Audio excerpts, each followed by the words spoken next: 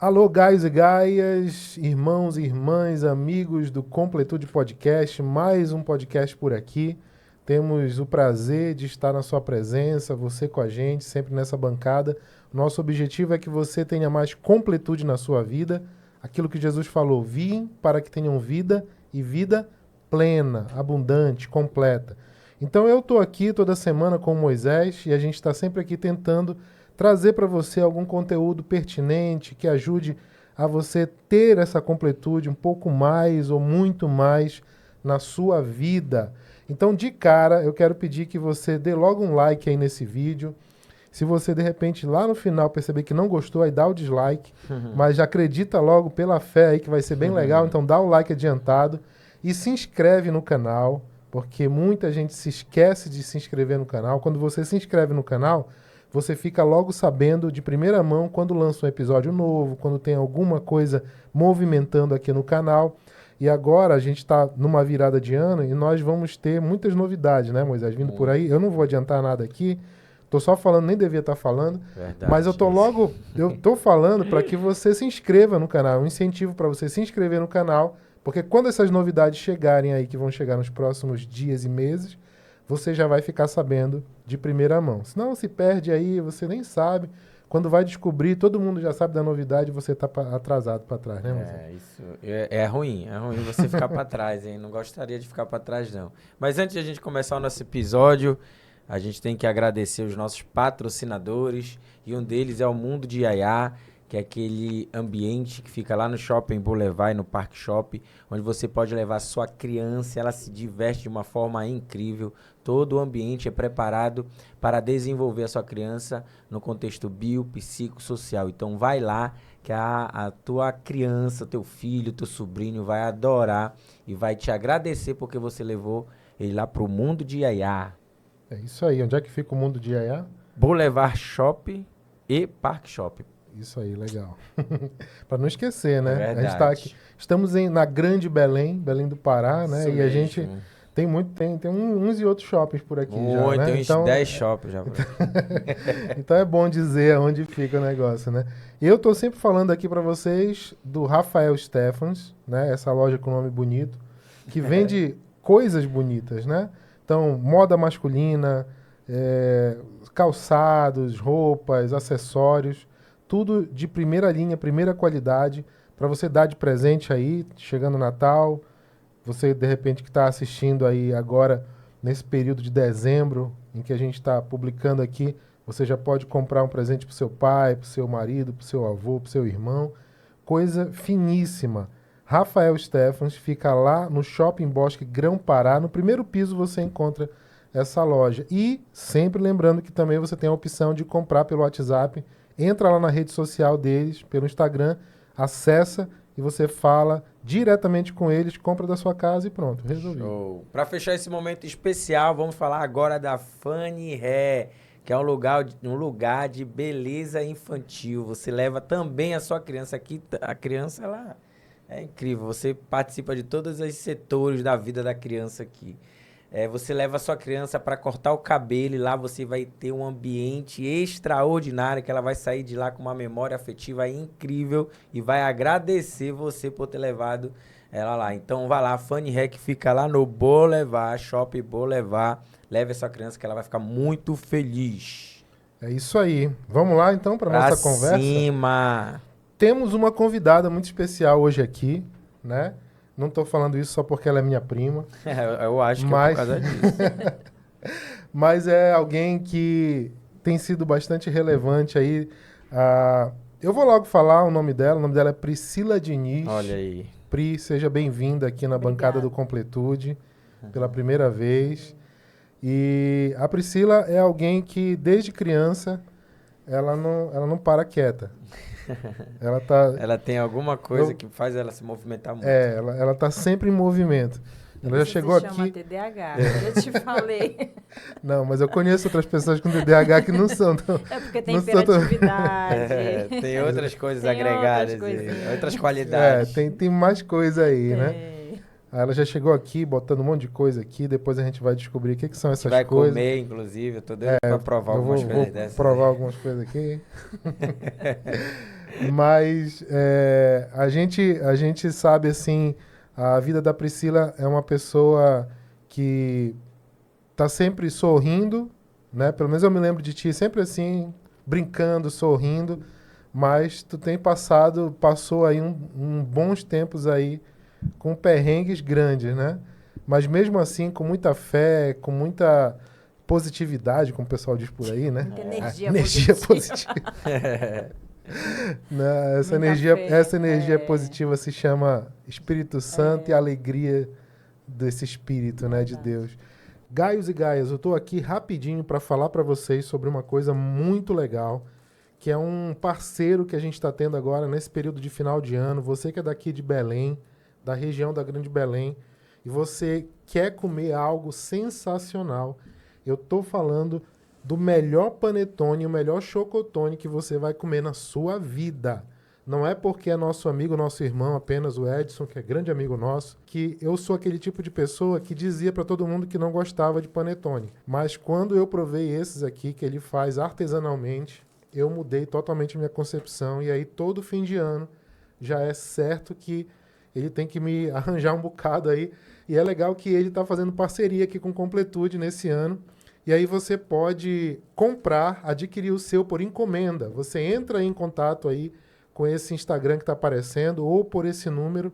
Entra em contato pelo WhatsApp ou pelo Instagram e você encomenda. Chocotone, panetone, tem de meio quilo, nesse tamanho mais tradicional, grandão, que dá para um bocado de gente, né? Ou se você for muito guloso.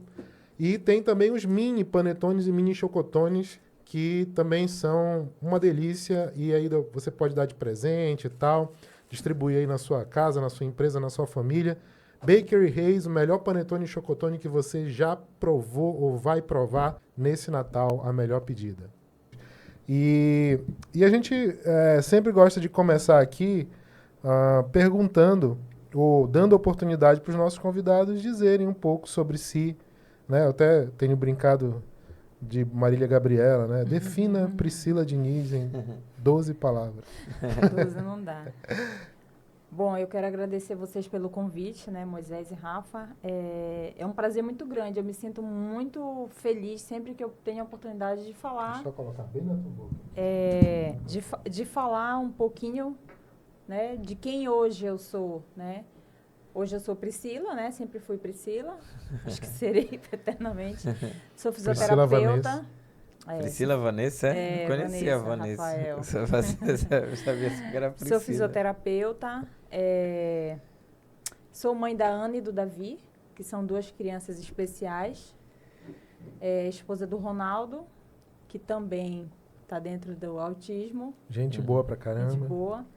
E sou pastora, vim de uma família de pastores, né? E em um determinado momento, devido a algumas situações que aconteceram na minha vida, eu precisei estudar sobre medicina canabinoide.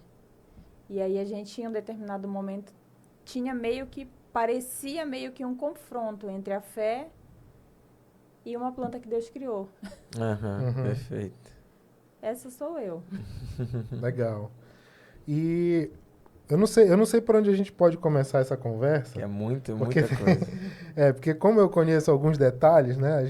Eu vou lembrando assim de muita coisa que tem algumas coisas assim que eu lembro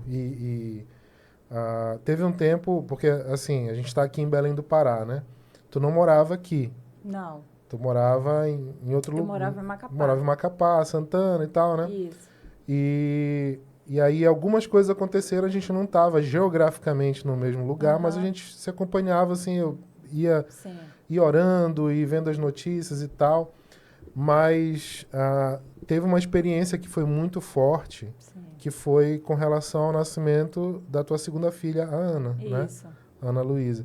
E aí eu queria que tu contasse um pouco se essa... Eu não sei se começar por aí faz sentido, você tem que ir um pouco para trás. Não, faz todo sentido. Mas eu entendo, assim, pelo menos para mim, esse momento foi muito marcante, assim, sabe? Desde antes do nascimento e tudo. E aí eu queria que tu contasse um pouco dessa experiência para quem assiste a gente poder se situar. Então, a Ana, ela foi uma criança muito esperada, nós oramos 2 anos pela vinda da Ana. E eu me lembro... Tu lembras do jogo do Brasil, que ele perdeu de 7-1? Não lembro. Não. Então, nesse dia, foi numa segunda? Isso aí isso eu não lembro de verdade. Que seja. Acho que foi numa segunda. Num domingo, que era ceia, nós já estávamos orando, pedindo a Deus uma filha, né? Já tinha nascido o Davi tinha quantos anos? Já tinha nascido o Davi acho que tinha 4 anos. 4, né? 4 a 3 anos, algo assim. E nós já orávamos por um irmão, né? Na verdade, nesse domingo, na ceia, após a ceia, eu pedi ao Senhor, Senhor, se for da tua vontade, me concede um filho. Senhor, se for da tua vontade, me concede uma filha. Eu falei, foi essa a minha oração para Deus. E aí, depois do jogo do Brasil, que foi logo em seguida, eu descobri que eu já estava grávida. Estava pedindo, mas já estava grávida. Já tinha recebido, né? Não sabia. E aí a gestação da Ana foi uma gestação tranquila, perfeita. Nessa época eu tinha uma confeitaria, fazia bolos de casamento, trabalhei normalmente, foi uma gestação perfeita. Não tive nenhum problema. Pode continuar falando, pessoal, que senão vai te incomodar isso. E aí, quando a Ana nasceu, já nasceu numa estrutura econômica bem melhor que o Davi, né? A gente já tinha uma questão de plano de saúde, já tinha toda uma estrutura para recebê-la. E aí, a Ana nasceu e já foi aquele sufoco. Nasceu e eu já não entendi o que estava acontecendo, eu fui para o quarto e ela não descia, ninguém me explicava. E ali já começou um momento muito... Mas na gravidez estava tudo certinho. Tudo perfeito. Tudo certinho. Tudo perfeito. E aí ali começou a acontecer algumas coisas que eu comecei a não entender e já comecei a me desesperar. Aí depois nos chamaram para ir na UTI, falaram que ela estava com desconforto respiratório. E quando completou 24 horas que ela estava na UTI, isso aqui foi o episódio mais marcante de toda a minha vida. Quando ela completou 24 horas na UTI, menos de 24 horas, às 3 horas da manhã, nos chamaram para ir lá. E aí, quando eu cheguei lá, a Ana estava roxa. A cor dessa letra. Uhum. Aí tinha acabado de ter uma parada cardíaca muito forte. E a médica me chamou ali no intuito que eu me despedisse dela. Isso aqui é uma coisa que todo mundo que estava ali naquela UTI leva para a vida. Porque depois eu encontrei com outras pessoas, tu és a mãe daquela criança, né? E aí, voltando um pouquinho, aquela médica me disse, olha, sua filha acabou de ter uma parada cardíaca, carregue ela, porque se acontecer mais alguma coisa, ela pode não aguentar. E aí, nesse momento, o Espírito Santo de Deus me lembrou da oração que eu fiz pós a ceia, que eu pedi, Deus me deu. E ela estava entubada, eles estavam com o que a gente chama de ambu, que vai apertando e vai ventilando a criança, né? Uhum.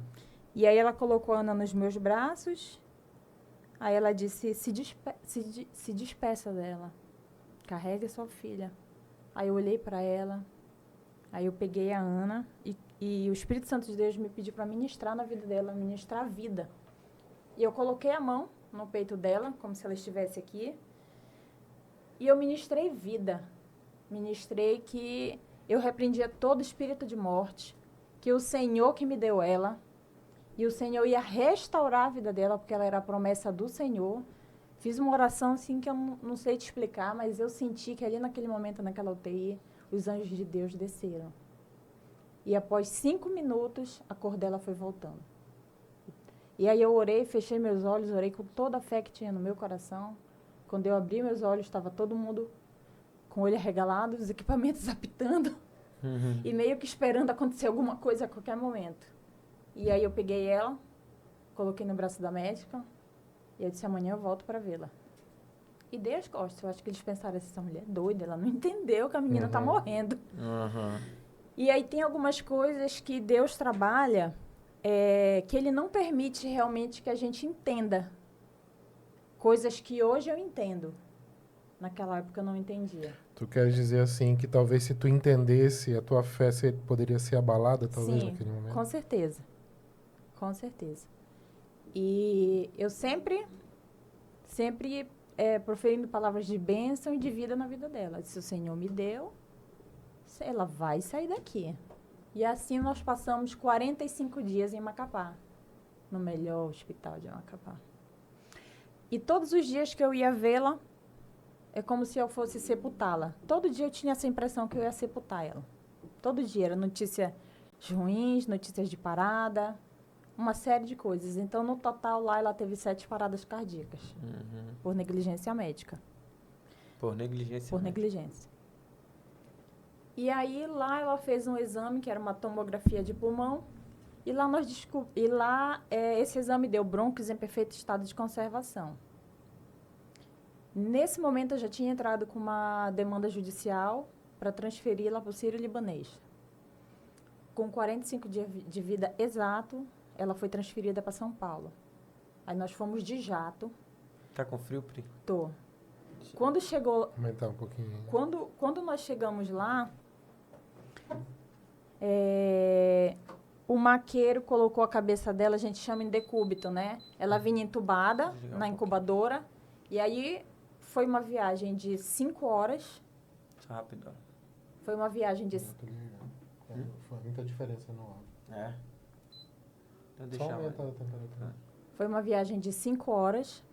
E dentro da fisioterapia, né, a gente fala que desloca a secreção, desloca, enfim, uma série de coisas. E aí, quando a ambulância chegou lá, o maqueiro colocou a cabeça dela mais baixa que o corpo. Então, toda a secreção que estava no tubo dela, que estava no pulmão, desceu para o tubo. A gente chama de rolha. Sim. Fez uma rolha que tampou a passagem do oxigênio. Então, era num sábado, aproximadamente meio-dia, eu com ela na Avenida Paulista. Ela entrou em parada cardíaca. E eu lembro, assim, que eu estava muito feliz, porque eu realmente não tinha noção. E eu achava assim, caramba, tô indo para o melhor hospital do Brasil. Daqui a uma semana, a Ana tá boa, a gente volta para casa. Na minha cabeça era isso. Era uma semana, um mês estourando, a gente já ia estar tudo bem. Quando eu olho para trás, eu vejo o médico reanimando ela. Aí eu nunca entrei em desespero, mas nesse dia eu entrei. Porque quando eu tomei a decisão de ir para São Paulo, eu lembro que eu ouvi muitas pessoas falarem assim, cuidadosamente, claro, né? E se ela não aguentar? E se acontecer alguma coisa? Vai tirar ela daqui? E eu dizia assim, meu pai foi uma das pessoas, inclusive, ele disse assim, minha filha, se você tirar ela daqui e ela morrer, eu disse, pai, se eu tirar ela daqui e ela morrer, é porque os dias dela se completaram diante de Deus. Eu prefiro tirar ela daqui, correr o risco do que ficar com ela aqui, ela morrer e eu nunca vou me perdoar. Então, na minha cabeça era isso. Eu tinha que fazer alguma coisa. Tentar alguma coisa. Tinha. Do jeito que estava, não dava mais. E aí, tudo isso passou na minha cabeça. E aí, eu comecei a orar muito alto mesmo. Senhor, eu não cheguei até aqui para ela morrer, Senhor. Aí, foi uma oração assim mesmo pesada. Traz a vida, Senhor, traz a vida. Eu lembro que a ambulância foi impressionante, porque num sábado na Paulista é caótico. Nós chegamos muito rápido no hospital. E, assim, isso é um trauma que eu ainda não superei. Quando eu ouço uma ambulância, imediatamente eu tenho vontade de chorar. É mesmo? Vem um pouco daquela sensação. Vem aquele momento. E, assim, as pessoas não saem da frente do carro. Isso é desesperador. Desesperador. Porque... às vezes algumas pessoas falam assim, eu não sei se é verdade, não sei. Isso é interessante, porque tem isso mesmo, né? Tem. Tá a sirene tocando lá, aí você Cara, fica, sai da frente. Sai. Sai. Tá tocando aí só porque quer passar rápido e tal. Independente se quer passar rápido, só que não tem como saber. Sai da frente. A nossa obrigação é sair da frente. E eu lembro que depois em São Paulo, eu num táxi, e vinha uma ambulância atrás, e o taxista começou a falar, né? Não sei o que, eu que não saio da frente. Aí ele me falou na frente da pessoa errada. Ele disse assim, se fosse sua mãe aí nessa ambulância? Aí ele me olhou assim, eu disse, um dia eu já estive com a minha filha à beira de uma morte, e as pessoas não saem da frente. Não queira passar por isso. Mas não sei o que. Não é da sua conta. Se tem ou se não tem alguém, sua obrigação é sair. Perfeito. Eu fiquei, sabe? Então, Sim. Isso impactou a minha vida. Resumindo, nós chegamos muito rápido e eu lembro, assim, que eu cheguei desesperada. como eu nunca fiquei, mantive a calma os 45 dias que a Ana esteve em Macapá, mas nesse dia eu fiquei desesperada. Aí eu entrei gritando no hospital, salva minha filha, pelo amor de Deus, salva minha filha. Aí já veio uma enfermeira, que eu não me esqueço do rosto dela até hoje, que me acolheu, aí saiu, acho que... Isso lá no Sírio-Libanês? Lá no Sírio. Tá. Aí saiu, assim, de todo lugar, acho que uns 30 médicos que eu nunca vi. Tira ela, já foram socorrendo, já foram levando ela. O Ronaldo foi junto, porque eu tava atordoada. E aí passou um tempo, ela foi estabilizada. Saiu do risco. Aí já foram mudando os acessos dela, que ela tava com os acessos com flebite, acesso contaminado. Sim. Tudo errado. E essa foi a 8ª e última parada dela. A Ana subiu para UTI e lá nós ficamos fazendo exames. E ninguém sabia o que ela tinha. E eu orava, né? Senhor, tu sabes o que ela tem. Traz à tona. Mostra para esses médicos o que está acontecendo. Porque eu não sei, eles não sabem, mas tu sabes. E assim era a minha oração. E fazia exame e eles não descobriram o que ela tinha. Quando foi no 11º dia, o Dr. Ângelo Fernandes, que é o maior cirurgião torácico do Brasil, ele que estava responsável por ela, ele chegou assim umas 7 da noite, sentou lá comigo, ele disse assim, nós descobrimos o que a Ana tem. Aí ele foi me falar que ela nasceu com uma estenose brônquica, que é um estreitamento dos brônquios, né? Bilateral, ou seja, fonte direita e esquerda e uma parte da traqueia, né? Que o nosso pulmão, ele ramifica. Vem a traqueia, vem a fonte direita e esquerda e vem o pulmão, né? Para fazer o processo de respiração. E era muito estreito e o ar não passava. Ele disse assim, em todos os meus anos de medicina, eu nunca vi um caso parecido com o dela. Eu vi um caso pouco parecido há 16 anos atrás.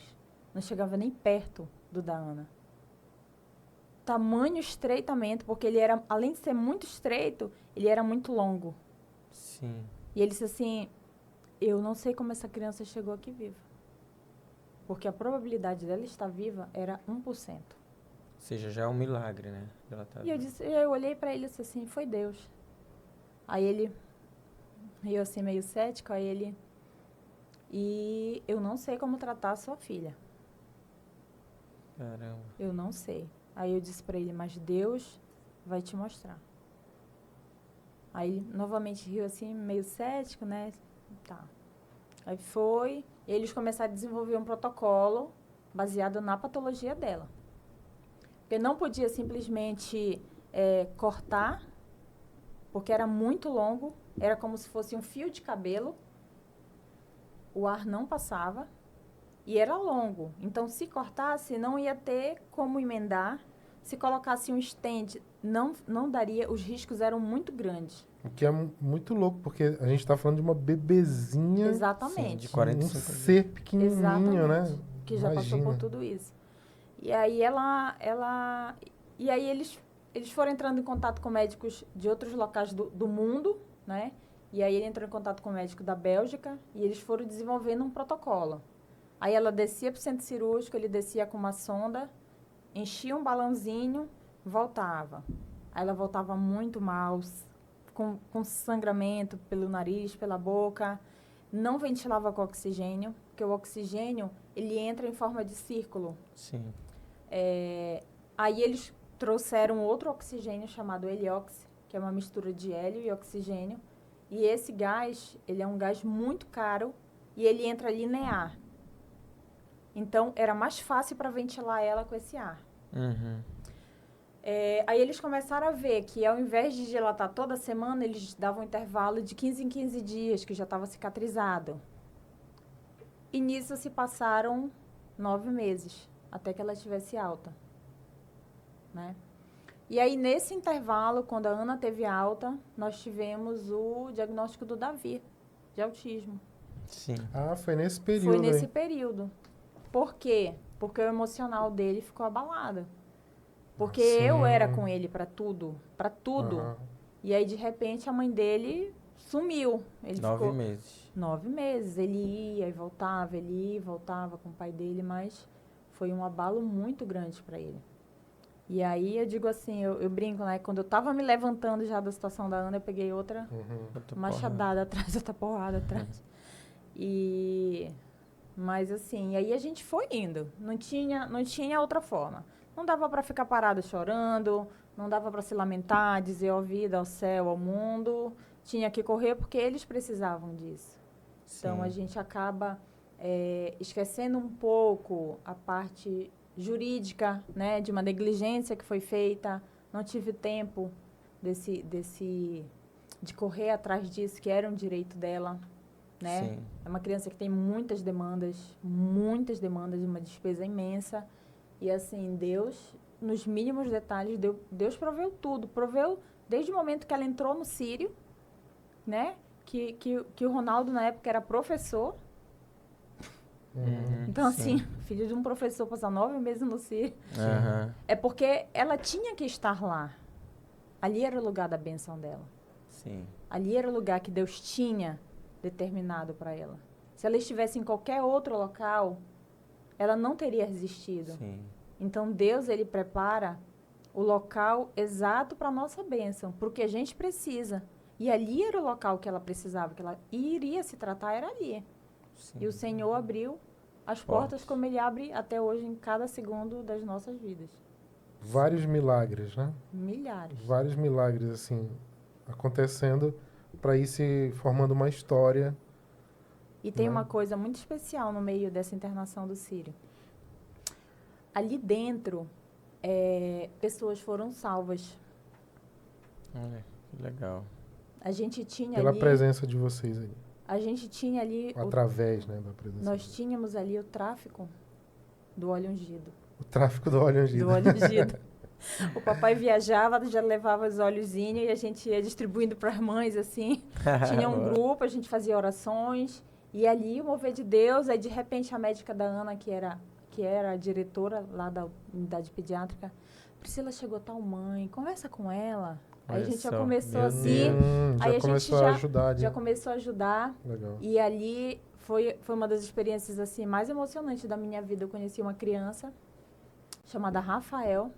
Ele tinha 13 anos e ele estava em estado terminal de câncer de pulmão. Era o 3º câncer dele.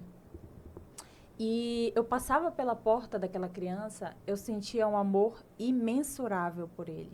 Eu não sei te explicar. Era um amor imensurável. E todas as vezes que eu passava, eu tocava naquela porta e ministrava uma bênção. Até que um dia eu soube que ele havia sido desenganado. Aí eu fiquei desesperada. Eu preciso falar com ele. Eu preciso falar com essa criança. E eu já falava com a mãe dele, né? E aí eu fui conversar com a médica da Ana. Disse, doutora, eu queria que a senhora permitisse eu visitar o Rafael.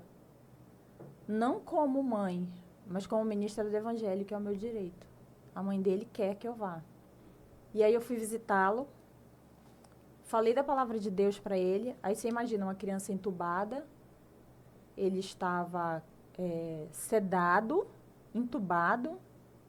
Aparentemente a gente achava que não estava ouvindo nem nada. E eu fiquei me perguntando assim, o que eu vou falar para uma criança que está desenganada? Como é que eu vou falar do amor de Deus? Meu Deus. Nessa situação. Nessa situação. E ali... E foi uma guerra espiritual muito grande, porque quando eu entrei naquele quarto, muitas coisas começaram a acontecer de intervenção, de pessoas que entravam, sabe? Assim, tu sente um peso. Sim. E aí eu fui indo, Senhor, repreendendo, né? Aquelas obras malignas que estavam ali intervindo naquele ambiente. E eu fui falando para ele. Fui falando, Rafael, você é muito amado por Deus. O Senhor te deu uma família que te ama. Sem saber se ele estava ouvindo. Fui falando.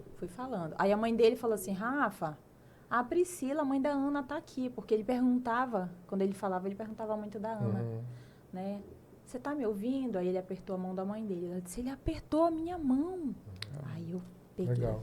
Aí eu disse, Rafa, Jesus te ama muito. Fui falando da família dele, do quanto o Senhor amava ele, que o Senhor escolheu aquela família para ele, que o Senhor era com ele naquele momento.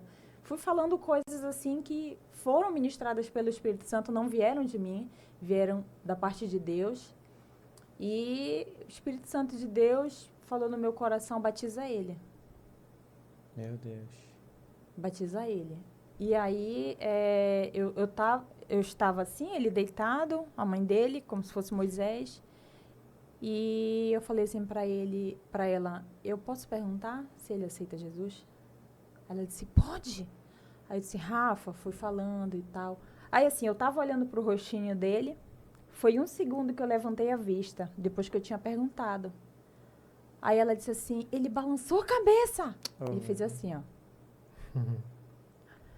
Aquilo encheu meu coração e eu orei por aquela criança. Falei, hoje mesmo o Senhor escreve o teu nome no livro da vida, tu és amado. Está tendo uma festa nos céus pela tua decisão. E ali escorreu uma lágrima do olho daquela criança. Uau. Uma lágrima. E aí o Espírito Santo de Deus falou, batiza ele. Batiza ele.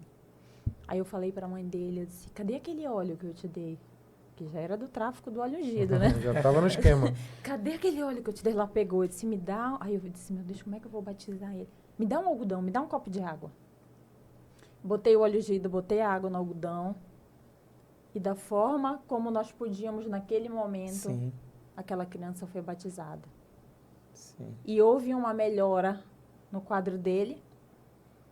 E passado 1 semana, aquela criança foi recolhida para os céus. E o mais engraçado é que a gente fala muito, não sei se vocês já ouviram falar isso, mas a gente fala muito sobre a feição da salvação. Sim, eu sei. Tem muitas histórias sobre isso, né?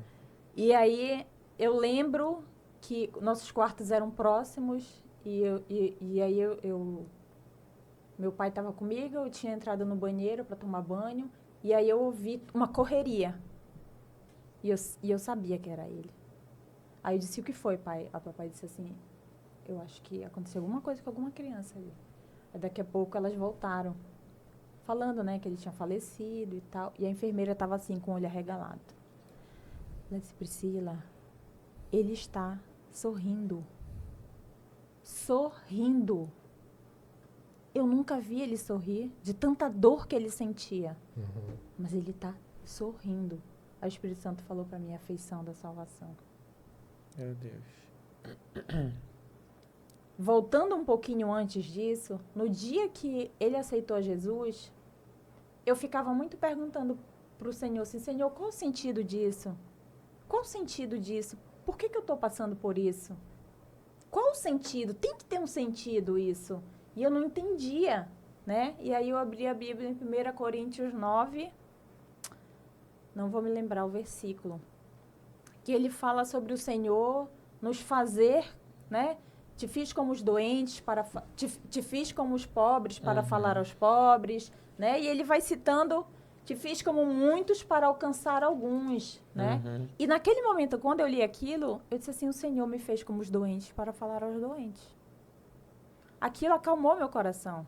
Porque até então, a gente vive muitas vezes em um contexto onde as pessoas acham que tudo que acontece é pecado. Sim. Né? Quem pecou, teu pai ou tua mãe? É. Como tem vários relatos, né, na Bíblia sobre isso. Quem pecou, teu pai ou tua mãe? E eu ficava nisso, Senhor, qual o sentido disso? Né? Aí quando eu voltei, que eu pisei o pé no quarto da Ana, a fisioterapeuta que estava atendendo ela, disse assim, meu Deus, eu nunca vi a Ana tão bem como ela está hoje, que a questão respiratória era um problema. E aí o Espírito Santo de Deus falou assim, quando tu fizeres aos outros, eu acrescento aos teus. Nossa. Interessante. Aí aquilo ali, ó, eu entendi todo o sentido da coisa. Não é que eu tinha feito algo. Não é que o Ronaldo tinha feito algo. Aquilo ali não era castigo, aquilo era uma missão. Sim. É uma missão.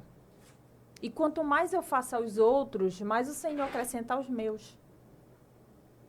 E naquele momento, esse versículo fez todo sentido para mim.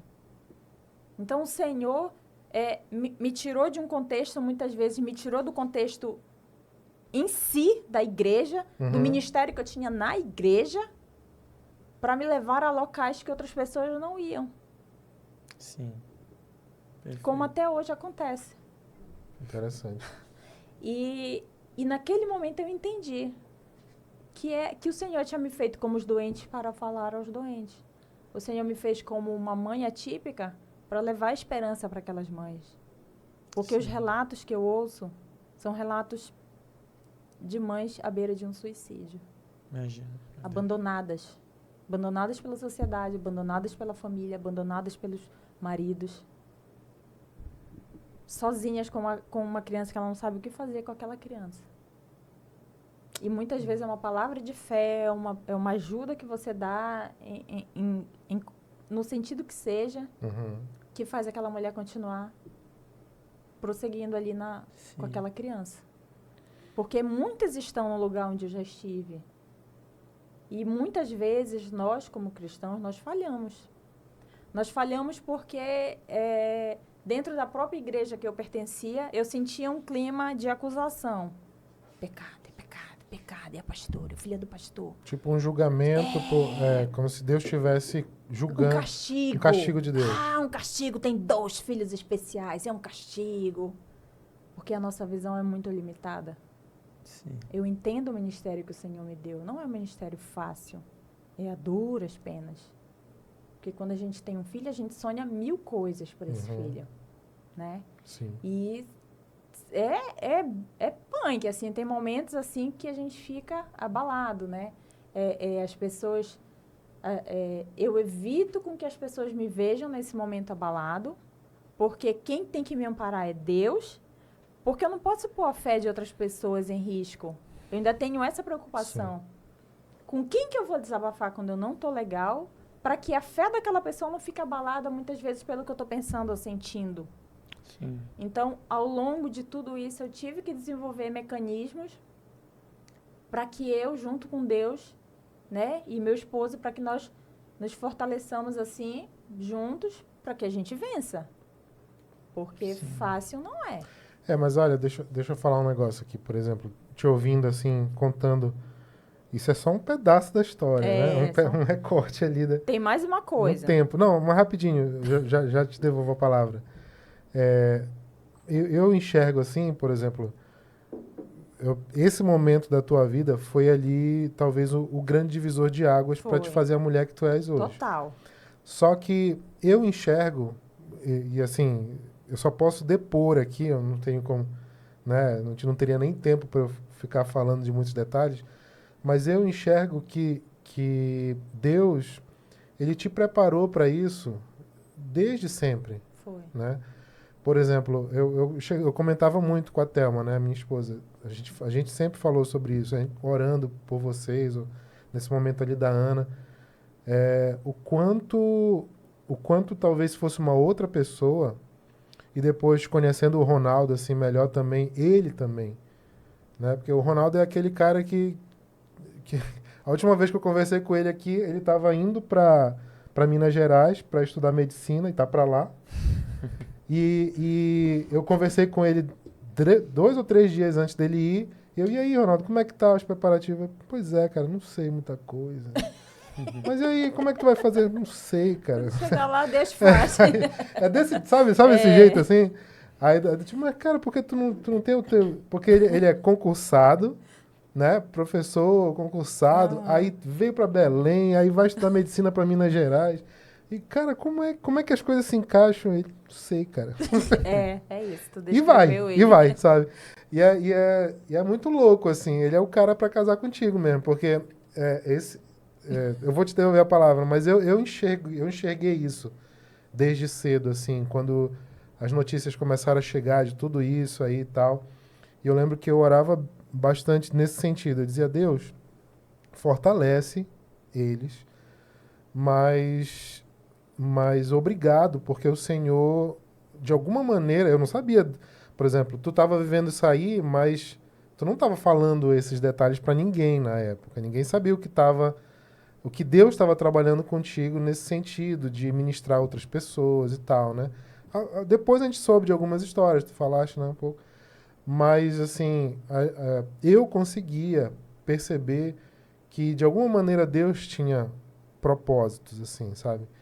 E isso eu acho muito interessante. Por isso que eu te interrompi, vou te devolver agora, porque, às vezes, muitas pessoas, elas elas ficam numa encruzilhada, às vezes.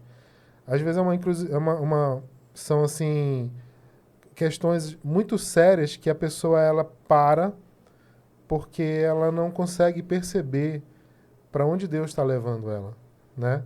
E às vezes a insegurança, às vezes uma dúvida, às vezes o medo vai fazendo com que ela com que ela fique paralisada, né? Então, assim, é claro que alguns têm um temperamento mais para cá, outros têm mais para lá, né? Mas eu fico, assim, bastante tocado com essas histórias porque elas mostram o quanto Deus cuida da gente. E a gente... E fé, afinal de contas, isso é fé, né? Fé é confiar em Deus e você... E vamos avante, né? Vamos seguindo e vamos batalhando. A gente faz até onde a gente pode e confia que Deus faz onde a gente não consegue, né?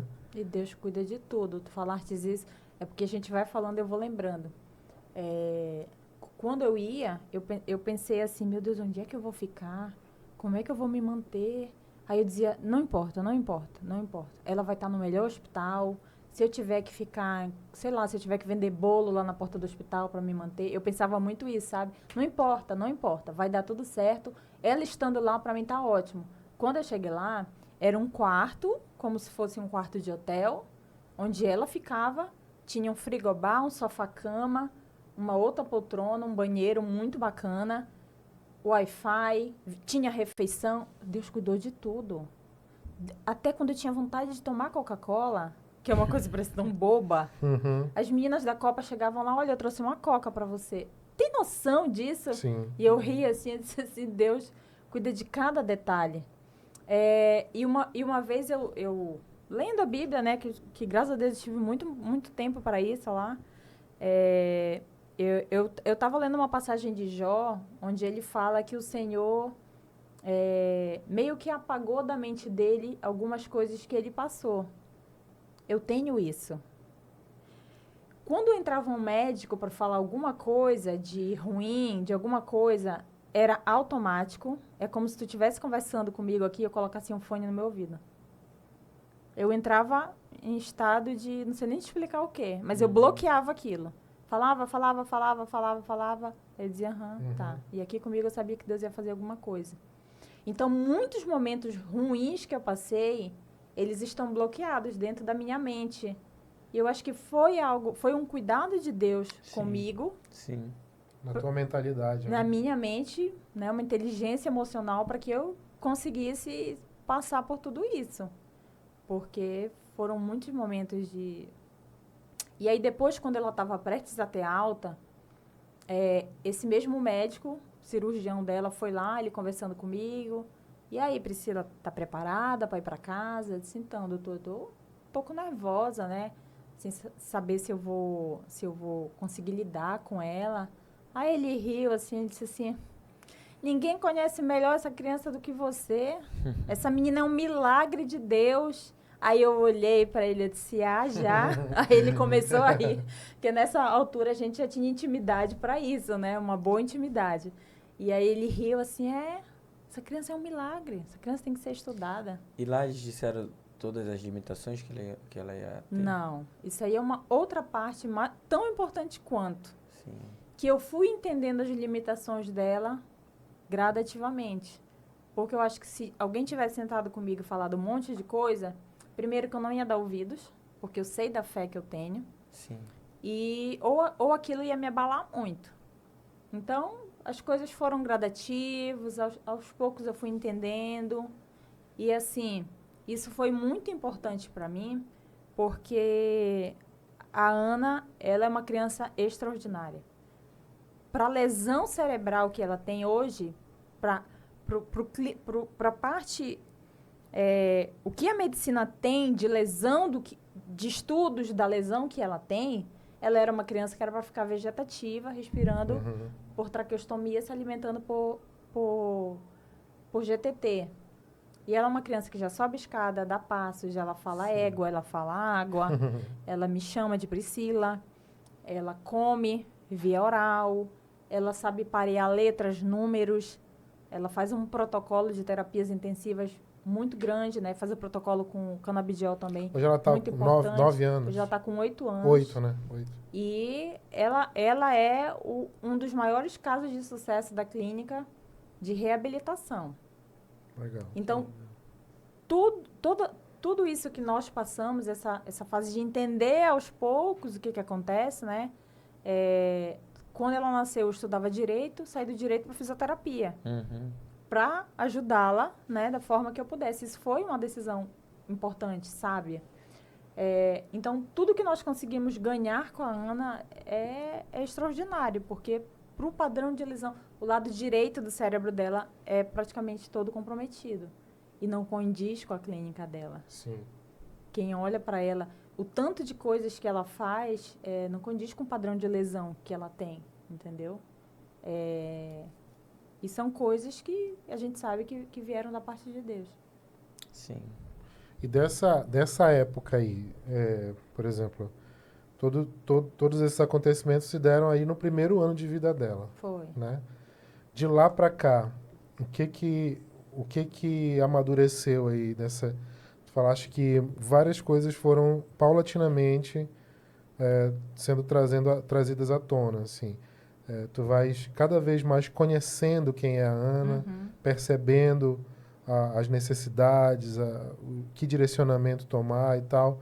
De lá para cá, como tu define, assim, ou que elementos tu pode destacar que Deus tem falado contigo, assim, nessa caminhada? Depois que nós saímos da UTI, voltamos para Macapá, nós iniciamos o processo de reabilitação motora dela, né? Para ela andar, para ela falar, para ela comer, né? E ela saiu de lá se alimentando por uma gastrostomia, tomando vários fármacos, porque ela convulsionava, ela tinha mais de 150 crises por dia. Isso lá no hospital. Mais de 150 Mais de por 100 dia? Por dia. E a crise dela era Caramba. a crise dela era assim.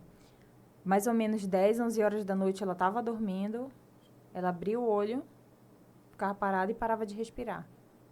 Então, em casa a gente tem oxigênio, tem BiPAP, tem ambu, a gente tem tudo para prestar o socorro para ela. E ela convulsionava muito. Isso já na tua casa?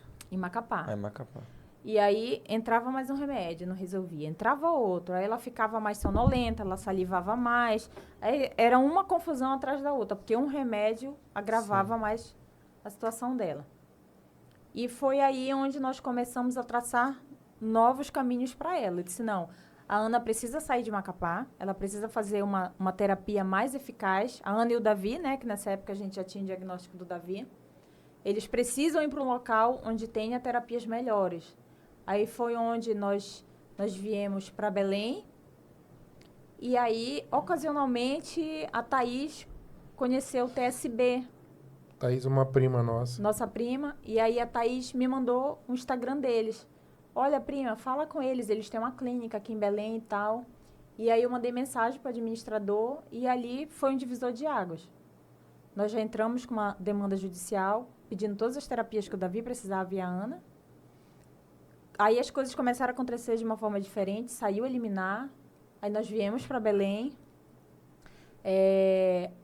Nessa época, eu já estava fazendo o estudo da cannabis para a Ana utilizar na epilepsia e ela já estava utilizando. Nessa época, 5 anos atrás... Pois é, quando tu fala assim, eu já estava fazendo o estudo, tudo isso por conta própria. Por conta própria. Por conta própria. Alguém te orientou em relação a isso? Então, como as medicações da Ana não funcionavam, eu já estava estudando outras coisas, hiperbárica. Eu cogitei levá-la para New Orleans para fazer hiperbárica, que na época não tinha no Brasil, para melhorar a parte neurológica dela com oxigenação. Eu já estava vendo outras coisas. E aí uma amiga disse assim para mim, Priscila, tu já ouviu falar do óleo da cannabis? Eu disse, não, é o óleo da maconha. Aí ela disse, eu estou dando para minha filha. E tem melhorado muito. Que também tinha epilepsia. Tinha epilepsia. Ela disse assim, passa aqui em casa que eu vou te dar um pouquinho. Nessa época, tudo que se falava de cannabis era muito, muito complicado. Para um médico prescrever, ele tinha que assinar um termo se responsabilizando pelo paciente autenticado em cartório. Sim. Eu também. A gente fazia uma receita, mandava para a Anvisa, em Brasília. Depois de 40 dias, a Anvisa liberava a importação. O medicamento demorava mais 4 meses para chegar no Brasil, porque vinha dos Estados Não Unidos. tinha aqui, né? E era uma medicação de R$5.000, que durava um mês. Então, assim, era um negócio extremamente complicado. E aí foi onde eu conheci, como muitas mães, tem até uma série chamada Ilegal. Depois, se vocês puderem sair, assistir, é muito bacana, porque ela conta um pouquinho dessa luta das mães em busca da cannabis medicinal para tratamento dos filhos. Tem algum streaming? Tem na Netflix. Ah, legal. E aí ele mostra um pouquinho a parte política, Uhum. por que tem um entrave junto disso, Sim. né, da galera que é muito do recreativo, que quer entrar junto com a liberação com medicinal. Entendi. Quer se aproveitar da pauta Essa é a da questão palavra, da saúde se aproveitar. Isso. E aí, deputados que são sérios, eles não votam, porque o negócio está misturado, e aí não dá para ser assim, tem que ser um negócio sério. E aí, nessa época, a gente comprava um óleo artesanal, né? Que era um óleo de um produtor ilegal. E aí, era o que eu tinha. Uma mãe por um filho. Claro. Fui fazer curso de cultivo, de plantio, de extração, que eu tinha que ver formas de manter aquela medicação dela. E Deus foi cuidadoso com tudo. E aí, essa medicação artesanal, que a gente chama, uma hora ela vinha muito grossa, outra hora ela vinha muito fina. E eu tinha um entrave com um médico dela de São Paulo, que ele nunca queria prescrever. Eu disse, mas doutor, ela não para de convulsionar. Não, não é a hora, não é a hora, não é a hora. Aí, nessa época, chegou uma médica em Macapá, uma neurologista, doutora Reni Vani, e foi uma bênção de Deus na minha vida, na vida dos meninos, porque eu comecei a conversar com ela. Disse, doutor, olha, o que eu tenho é isso aqui. A Ana melhorou muito. É que doido, né? Melhorou muito, assim, controle cervical, Meu ela Deus. começou a balbuciar ações diferentes, a epilepsia dela começou a controlar como nunca antes tinha acontecido. Mas aí, doutora, uma hora vem grosso, outra hora vem fino, vamos ver uma forma de diluir isso aí. Aí a gente foi estudar como diluía. Aí vinha um frasco bem artesanal mesmo, eu pegava um outro frasco maior, fazia uma diluição com óleo de coco, um negócio muito louco, e foi melhorando. Aí foi a época que saiu a liminar, nós viemos para Belém, e aí eu já estava pensando em uma medicação com qualidade para ela, porque eu pensei assim, se isso aqui que não tem padrão de qualidade nenhum tá dando certo, se eu tiver uma medicação com padrão de qualidade, nossa, vai ser ótimo. E foi o que aconteceu. Aí nós conhecemos a Canamed, que foi a primeira empresa que forneceu medicação para ela. Entramos com uma demanda judicial no SUS, na Justiça do Pará, e foi uma das primeiras decisões da Justiça de fornecimento de canabidiol contra plano de saúde. Do Brasil. Olha só. Do Pará. Pará. E aí a empresa entrou em contato comigo, porque paralelo a isso, eu já fazia um trabalho voluntário com as famílias sobre a medicação, da importância, e já conversava e tudo mais. Então, eu já tinha um círculo ali de mães que a gente se auxiliava, conversava, trocava experiência, se ajudava. E foi onde começou a minha experiência profissional com a cannabis medicinal, foi através do laboratório da Canamed. Que aí nós começamos a desenvolver o projeto na região norte. Aí tu começaste a trabalhar com eles. Trabalhar com a cannabis medicinal, isso. O produto vinha dos Estados Unidos. E aí eu comecei a levar essa informação para as mães, que a gente tinha uma medicação de qualidade, que o custo não era tão, apesar de ser alto, não era tão alto assim como no início, e que a gente conseguia via judicial. Porque o interesse nosso não é que essa mãe fique comprando a medicação, porque muitas delas, às vezes, sobrevivem com salário mínimo. Sim. Totalmente inviável, né? Totalmente. E assim, vai começar uma coisa, vai fazer bem, não vai ter como continuar. Sim.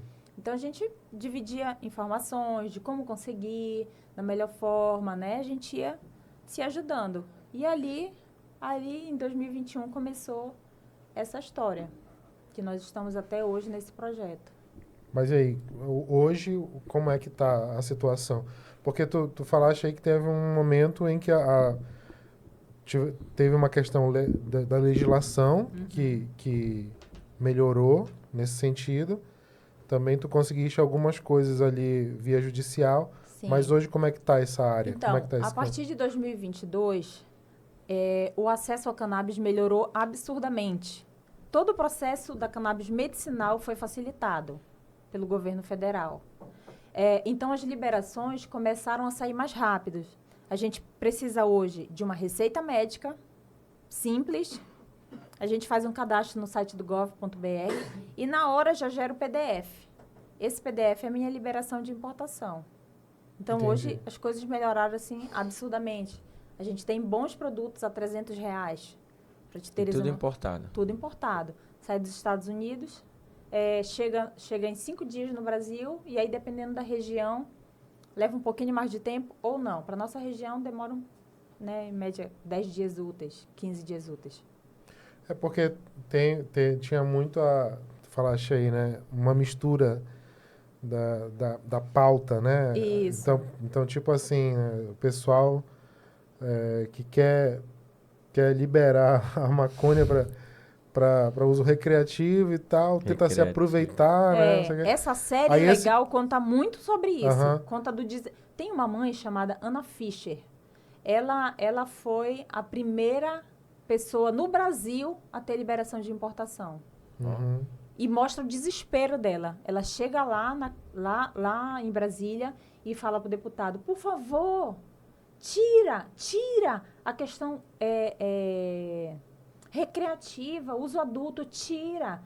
Os deputados de direita, eles querem aprovar, eles vão aprovar, mas você tem que tirar essa pauta, senão não vai ser aprovado.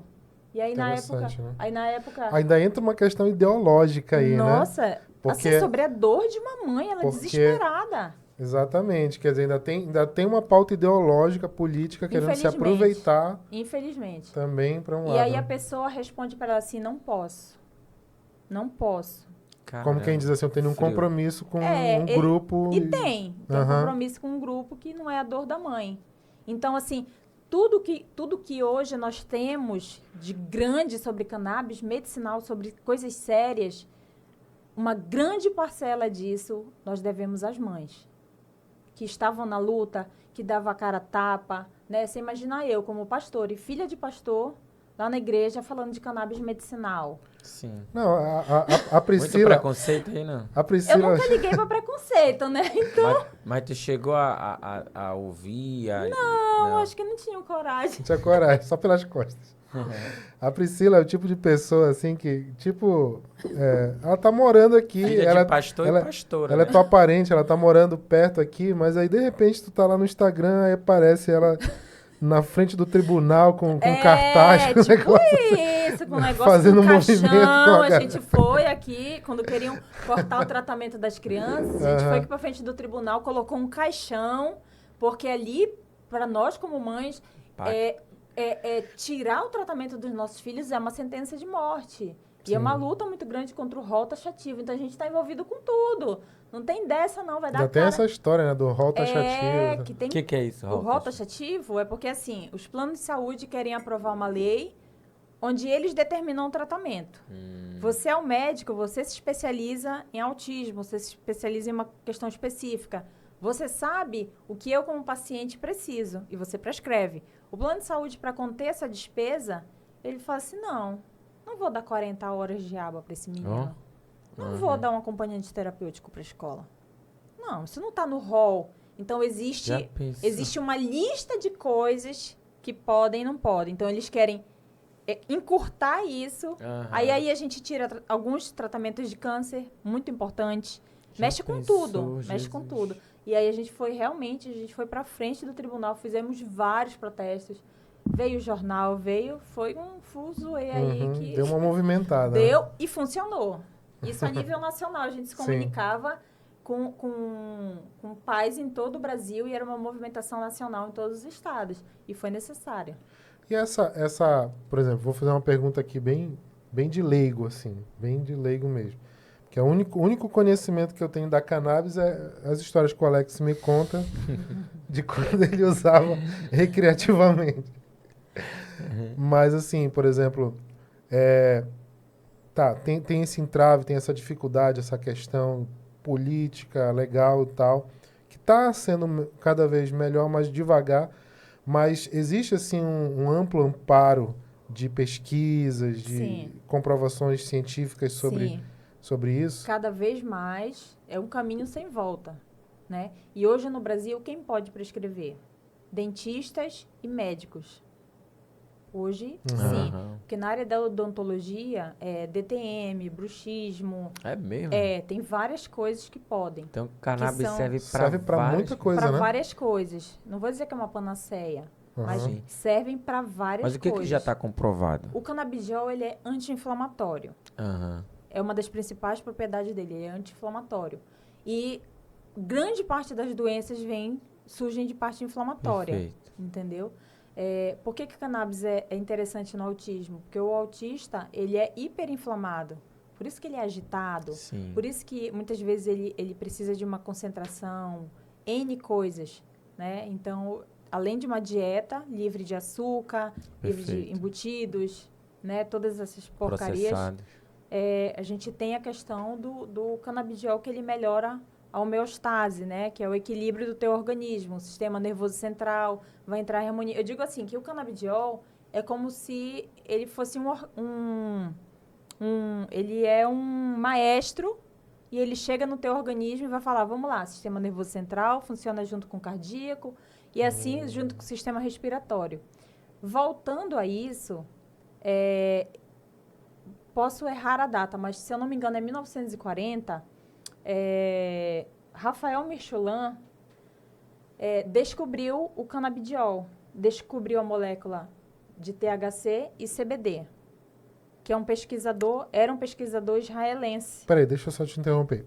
Canabidiol é o que exatamente? Canabidiol é uma molécula, uma das mais de 500 propriedades, uma das mais de 500 moléculas da cannabis. Tá, cannabis é a Cannabis planta é a planta inteira. inteira, não só a Inteira. folha, a planta inteira A se planta chama inteira cannabis, se tá? chama cannabis. Aí tem Temos 3 subespécies: cannabis sativa, cannabis indica e cannabis ruderalis. Elas se diferem pelo formato da folha, tamanho e cor, tá? Agora, uma coisa importante que quase ninguém sabe é que o remédio não é feito da folha. O remédio é feito da flor. A flor que dá na planta fêmea, Sim. entendi. tá? Então, nós temos 3 subespécies, né? Cada espécie, ele age de uma forma específica, porque cada espécie, ele tem alguma coisa... Essa aqui é a flor, é uma das flores. Sim. Tá vendo essas gotículas aqui, como se fossem águas? Sim. Uhum. Tá? Isso aqui são os terpenos e os flavonoides, que também são propriedades. Essas três, não, essa aqui É uma flor, é uma esse aqui é outra outro flor. tipo. Isso aqui já é o extrato bruto. Mostra ali pra câmera lá pro pessoal enxergar também. Dá pra ver Não aí, sei se Alex? dá pra pegar aí, Alex? Dá? Ali naquela. Dá? Deixa eu Tá. ver se eu acho outra imagem aqui. Então, ó, isso aqui são os terpenos, os flavonoides, que são Tá, partes importantes da planta. dessas flores aí é que é retirado o canabidiol. Que é feito É a feito. medicação, isso. Ah, E aí, no laboratório, a gente tem vários tipos de processos de extração, que eu não vou me atentar a isso, porque são coisas mais técnicas. Mas, no laboratório, é feito a divisão dos componentes. Por isso que a medicação importada, ela é muito importante. Porque a gente não tem aqui simplesmente um extrato bruto, que eu não sei o que é CBD, o que é THC, o que é CBG, o que é CBN, que são várias moléculas da planta, Entendi. entende? Mas no laboratório a gente consegue isolar. Eu quero só CBD, Perfeito.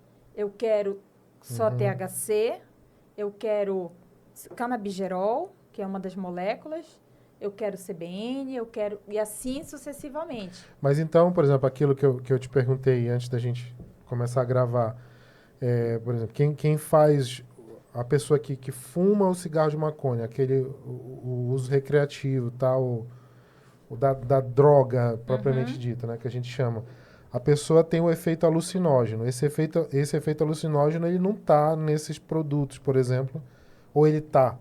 A Anvisa, ela libera até 0,3% de THC. Por que o THC é tão importante? THC é o que dá esse efeito. THC é a molécula que dá o efeito que a gente chama alucinógeno, Uhum. tá? Só que quando o THC, está junto com o CBD ele neutraliza o efeito alucinógeno.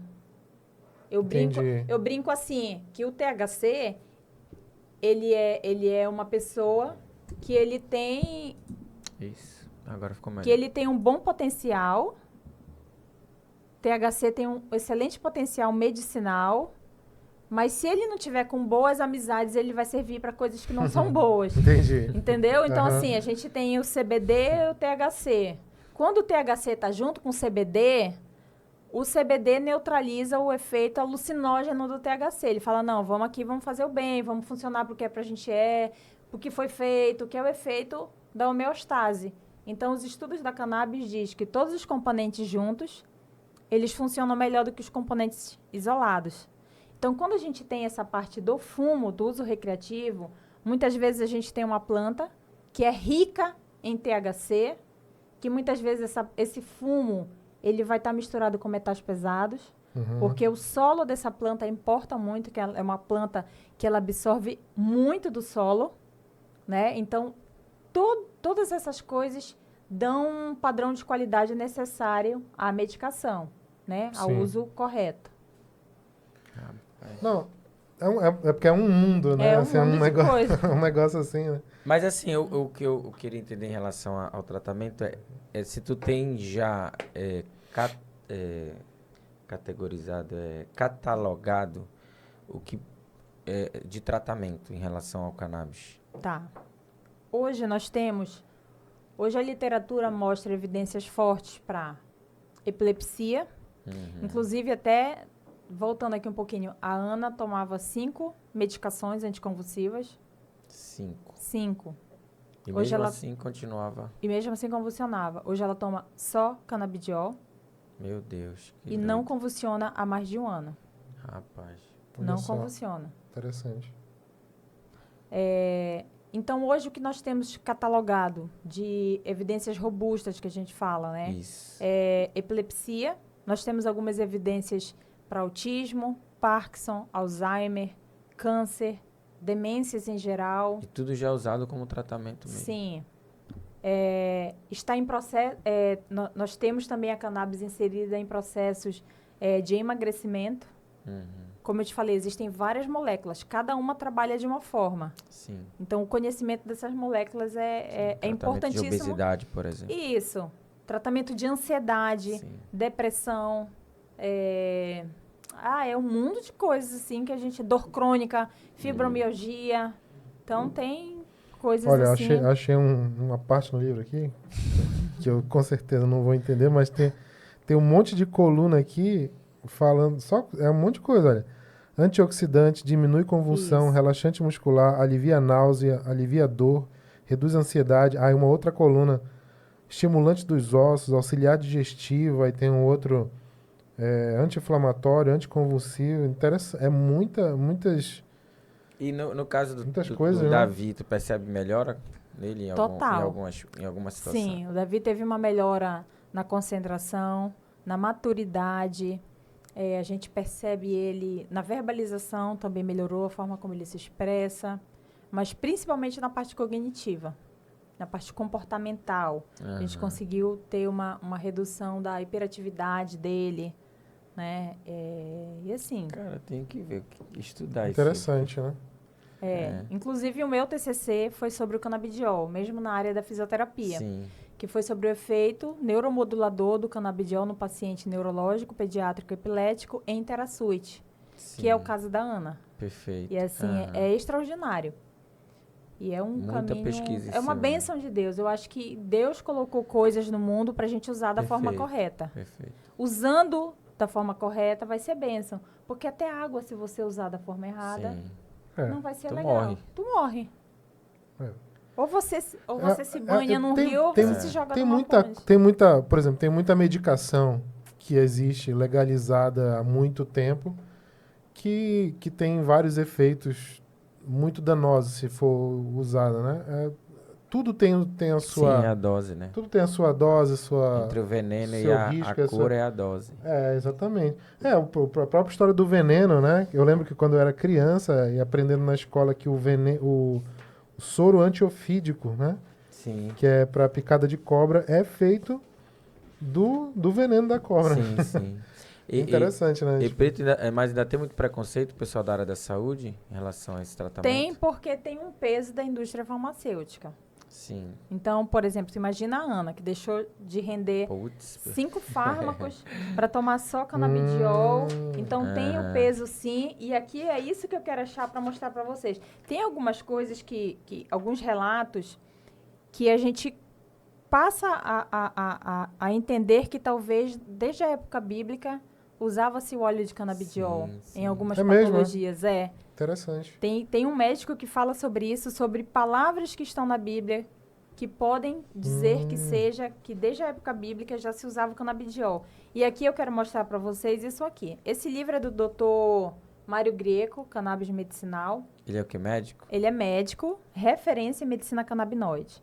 E aqui ele fala sobre um estudo. De onde que surgiu que cannabis mata neurônio? Foi feito um estudo com 3 macacos, onde esses macacos eram expostos à fumaça da cannabis. Eles respiraram fumaça de cannabis o tempo inteiro, e eles morreram. E aí esse estudo que foi fraudado, ele disse que cannabis matava. Cannabis matava neurônio.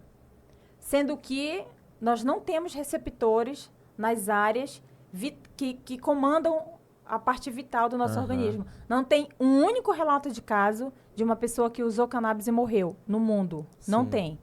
Pode ter usado cocaína, Perfeito. outras drogas, né, zolpidem, sei lá o quê, qualquer coisa que seja, mas de cannabis não tem. Porque esse estudo foi fraudado. Sim. Justamente para abolir, porque as pessoas estavam se tratando muito com cannabis. Sim. E aqui já tinha uma questão de medicação. Entendeu? Entendi. E aí, anos depois... A indústria farmacêutica, tu fala. Isso, anos depois, esses macacos foram exumados e foi comprovado que, na verdade, eles morreram porque eles respiraram monóxido de carbono. Sim. A fumaça. Sim. Não era cannabis, era fumaça. E eles morreram por conta disso. Só que daqui até descobrir, foi difundido que cannabis matava. Cannabis matava neurônio. E o preconceito que nós temos partiu daqui. Sim, foi mesmo, foi. Cara, Pois é. isso que ano foi, tu sabe, não? Isso aqui tá por aqui. Mas ainda no século 20. 20. Sei lá. 1970, tem bem? Acho que 1970. Tem alguma coisa em 1970 ali. 71. Aí aprovaram leis que proibiam, coisas assim absurdas. Então a gente fica meio que... Porque assim, venhamos e convenhamos, né? Tem muita coisa por trás. Tem interesse de indústria farmacêutica, tem questão política, Sim. tem pauta ideológica, é muita coisa, cara. E tu sabes por que tá avançando? Por força das famílias. Pois é, exato. Porque é uma coisa que... Bom, esse é um dos benefícios da sociedade moderna, né? Apesar de tanta coisa ruim, mas um dos benefícios Qualquer pessoa pode ler isso aqui. é o acesso ao conhecimento. Não, é proibido, é proibido. É vendido na Amazon. Só é permitido quem toma. É vendido na Amazon. E esse livro aqui, ele é bacana. Moisés, tu perguntaste das patologias, né? Mudou o governo, a gente não sabe mais, né? De repente, mano. A gente nunca sabe. Ó, deixa porque eu falar a gente pode aqui. deixar esses livros como link lá na descrição. Não, esse aqui é melhor. Sim, sim. Olha aqui. Esse aqui, né? A gente tem aqui, algumas medicações, algumas doenças, tá? Mas porque eu fiz uma pergunta idiota, viu, Léo? Peraí. Não, eu entendi o que tu quisesse dizer, mas é que a forma foi engraçada. Né? Tipo, qualquer um pode, como se fosse, permitido. Sim. Eu tenho que ler escondido. Eu acho que esse aqui é mais permitido que futuramente a Bíblia. Olha, vamos lá. Epilepsia, esclerose múltipla, dor crônica, ansiedade, transtorno do espectro autista, câncer, glioma, doença de Alzheimer, esclerose lateral amiotrófica, anorexia nervosa, fibromialgia, HIV, AIDS, doença de Parkinson, depressão, enxaqueca, doença de Huntington, hepatite C, náuseas e vômitos, por isso que é tão importante no câncer, que ele melhora o apetite e dá uma segurada na dor. Doença de Crohn, transtorno do estresse pós-traumático, artrite reumatoide, anemia falciforme, lesão da medula espinhal, acidente vascular cerebral, obesidade, esquizofrenia, síndrome de Tourette, doença pulmonar. Inclusive, tem vários médicos psiquiatras que estão utilizando a cannabis como protocolo para retirar pacientes do vício do crack. Isso é fantástico. Uau. Aquele produto vermelho que eu te mostrei... Produto vermelho. Aquele produto vermelho. Deixa eu explicar. Aquele produto vermelho que eu escondi aqui, que ninguém pode ver. Não, pode sim. Então, a gente tem alguns produtos, Que tu não deixaste né? eu tomar? Não pode. Só com receita médica. E aí, são os gummezinhos que eles Parece aqueles jujuba, né? mas ele tem uma trava de segurança aqui que é pra criança não mexer. E aí, tem alguns produtos específicos que tem um teor maior de THC, que tem algumas coisas a mais, que é justamente por conta desses tratamentos, né? Sim. Então, hoje, por exemplo, a gente tem cremes, né? Para utilizar para dor, para recuperação tecidual. A gente tem óleos. Mas não é qualquer dor, né? Tipo, eu bati jogando futebol, vou Não, passar. não. Isso aqui tem que ter receita Sim, médica. tudo é receita médica. Tudo com receita médica. Então, assim, o médico que é especialista, Entendi. ele vai ouvir tua queixa e ele vai traçar um protocolo. Ó, de repente, Moisés, você vai se tratar com um óleo. Como você tem uma dor crônica, à noite você passa o creme na área afetada. Ou então, você não está dormindo bem, vou te dar um gummy para você consumir à noite, que você vai ter um relaxamento muscular. Você vai... Um gummy com melatonina, Sim. alguma coisa com cafeína de dia. Então, existem protocolos que são sérios. São né? medicamentos sérios que são tomados com receita dentro de um apenas tratamento. com receita né? médica. Isso não é vendido em farmácia, né? Não pode ter estoque no Brasil. A legislação Não permite. não permite. Então, assim, mas é muito fácil. O paciente pega uma receita médica, né? Esse é o meu trabalho. Eu sou consultora em medicina canabinoide. Então, o que eu faço? Eu acolho esse paciente e faço toda a parte burocrática do acesso a cannabis. Aí eu despacho dos Estados Unidos, chega a medicação no endereço do paciente. Entendi. Entendeu? Mas prescrito pelo médico. O médico ou dentista. Mas aí também só pra gente, se tiver um ignorante que nem eu aí assistindo, só pra gente botar os pingos nos is aqui, não é também pra pessoa pensar que de repente a pessoa tá, rapaz, olha só os benefícios da cannabis. Aí eu conheço um fulano ali que na boca o cara vende lá, eu vou começar a usar. Não adianta, porque não. Coisa. Exato. Não é a mesma coisa. É uma coisa muito específica produzida. Tem que passar por um processo de qualidade, tem que passar por um processo de filtragem. Como eu falei, assim, a gente tem mais de 500 componentes da cannabis. O que eu tomo para ansiedade, de repente, não é o que tu vai tomar para qualquer coisa que seja, para uma insônia, para uma epilepsia, sei lá, qualquer coisa. Então, assim, cada vez mais os médicos e os dentistas se especializam e futuramente os fisioterapeutas vão poder prescrever. Olha, legal. Se especializam nesse entendimento. Porque, assim, esse aqui é um óleo, esse aqui é outro, aquele ali é outro. Não é a mesma coisa. Perfeito. Não é São outros produtos. Não né? é uma receita para todo mundo. Composição. Não. Tu pode te dar muito bem com o mesmo produto que eu tomo, mas de repente tu pode ficar muito ruim. Tu pode ter efeitos colaterais, como irritação, tu pode ficar sonolento. Sim. Entendeu? Então, isso é muito sério. Perfeito. Precisa ser bem administrada. Interessante. E assim, sobre a parte do fumo que tu falaste, o fumo... Em que momento que talvez seja aceito o fumo? Paciente paliativo em estado terminal. Porque aqui você tem o custo-benefício. Eu vi uma vez uma reportagem que diz que alguns Isso. países usam mesmo, Usam. né? Mas, por exemplo, o vape, ele é totalmente prejudicial. Então, a inalação pelo vape, ela tá produzindo uma doença pulmonar muito séria. Já vi até alguns artistas falando sobre isso. Então, em que momento, talvez, o fumo seria necessário? Se eu sou um paciente paliativo, em estado terminal de câncer, as medicações de dor não me fazem mais efeito, a vaporização talvez seja eficiente. Por quê? Porque aí a gente tem uma dose... Qual é a dose entre o que é terapêutico e o que é alucinógeno? Sim. Porque na vaporização, a gente tem uma absorção muito alta da medicação, muito rápida. Então, precisa ser bem administrado, com o médico, conversado, porque como toda medicação, como toda né? medicação. Como toda medicação. Por que, então, por que não o óleo e o vape? O vape não, a vaporização, por exemplo. Porque ela vai ter uma absorção alta de THC, vai amenizar aquela dor dela. Então, nesse paciente, onde ele já tem um prognóstico, infelizmente, de morte, o que vai dar de ruim para ele não vai ser tão ruim, porque ele vai ter alívio da dor dele. Sim. Né? Diferente de um jovem saudável, que ele tá fazendo sua sentença de morte ali, Sim. de falando, eu tô tratando ansiedade fumando, enquanto que ele poderia se tratar com um óleo que ele não vai ter efeito pulmonar. Na verdade, né, é uma coisa assim que o conhecimento e a seriedade da coisa colocam tudo no lugar, né? Perfeito. Porque, assim, eu lembro, assim, eu nunca usei drogas, assim, nunca... Fala a verdade. Conheci pessoas... Não, eu já bebi Coca-Cola, É isso. eu já vai ter várias... sim. Essas drogas aí, eu confesso. Lícita.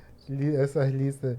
Mas, assim, drogas ilegais, nunca. Mas eu me lembro de uma vez que eu tava num campeonato, num desses campeonatos escolares de futsal lá interescolares, né, onde eu estudava, lá na minha cidade, lá em Macapá, né? E a gente tinha um monte de jogo, um depois do outro, eu tinha me machucado, tava bem machucado, ainda tinha que jogar depois. E um amigo meu, do lado do time, me deu uma latinha de Coca-Cola, e eu achei que era Coca-Cola e bebi. Né? E não era Coca-Cola. E achei aquela coisa assim, mas tava gelado, eu tava morrendo de sede e tal. Dei umas 3 goladas e perguntei o que era, né? Mas não era, dava pra ver que não era alcoólico, nada. Ele disse, não, é água com sonrisal. E era sonrisal, mas ele tinha metido um monte de outras coisas lá. Eu não vou dar receita aqui agora, pra ninguém ter ideia. Mas ele meteu umas outras, tudo assim, remedinho que você vai, pega lá na farmácia e compra e tal. E que Cara, dá um AVC tranquilo. Que dá um AVC tranquilo, mas, cara, eu joguei, você não tem ideia. A minha dor sumiu de uma maneira. Se tivesse feito teste... Só que assim, contínuo, né? Porque Sim. faz efeito. Não, exato. Aí depois no farmácia, e o coração acabou. Não, pois né? é isso que eu tô dizendo, assim, né?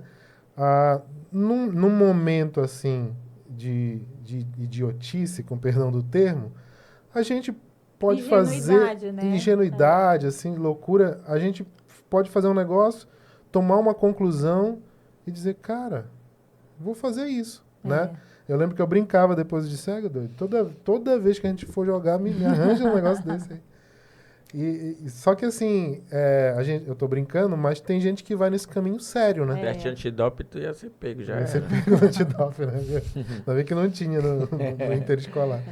Mas é interessante isso, né? Então, quer dizer, o conhecimento e a seriedade desse mercado, ou desses estudos, desse nicho, garante que a coisa possa ajudar as pessoas em vez de prejudicar a vida das pessoas. Isso é muito necessário. Né? Nós estamos fazendo parte da comissão de um projeto de lei aqui no estado do Pará, do deputado Ângelo Ferrari, onde é discutido no projeto para que seja liberado no SUS a cannabis medicinal.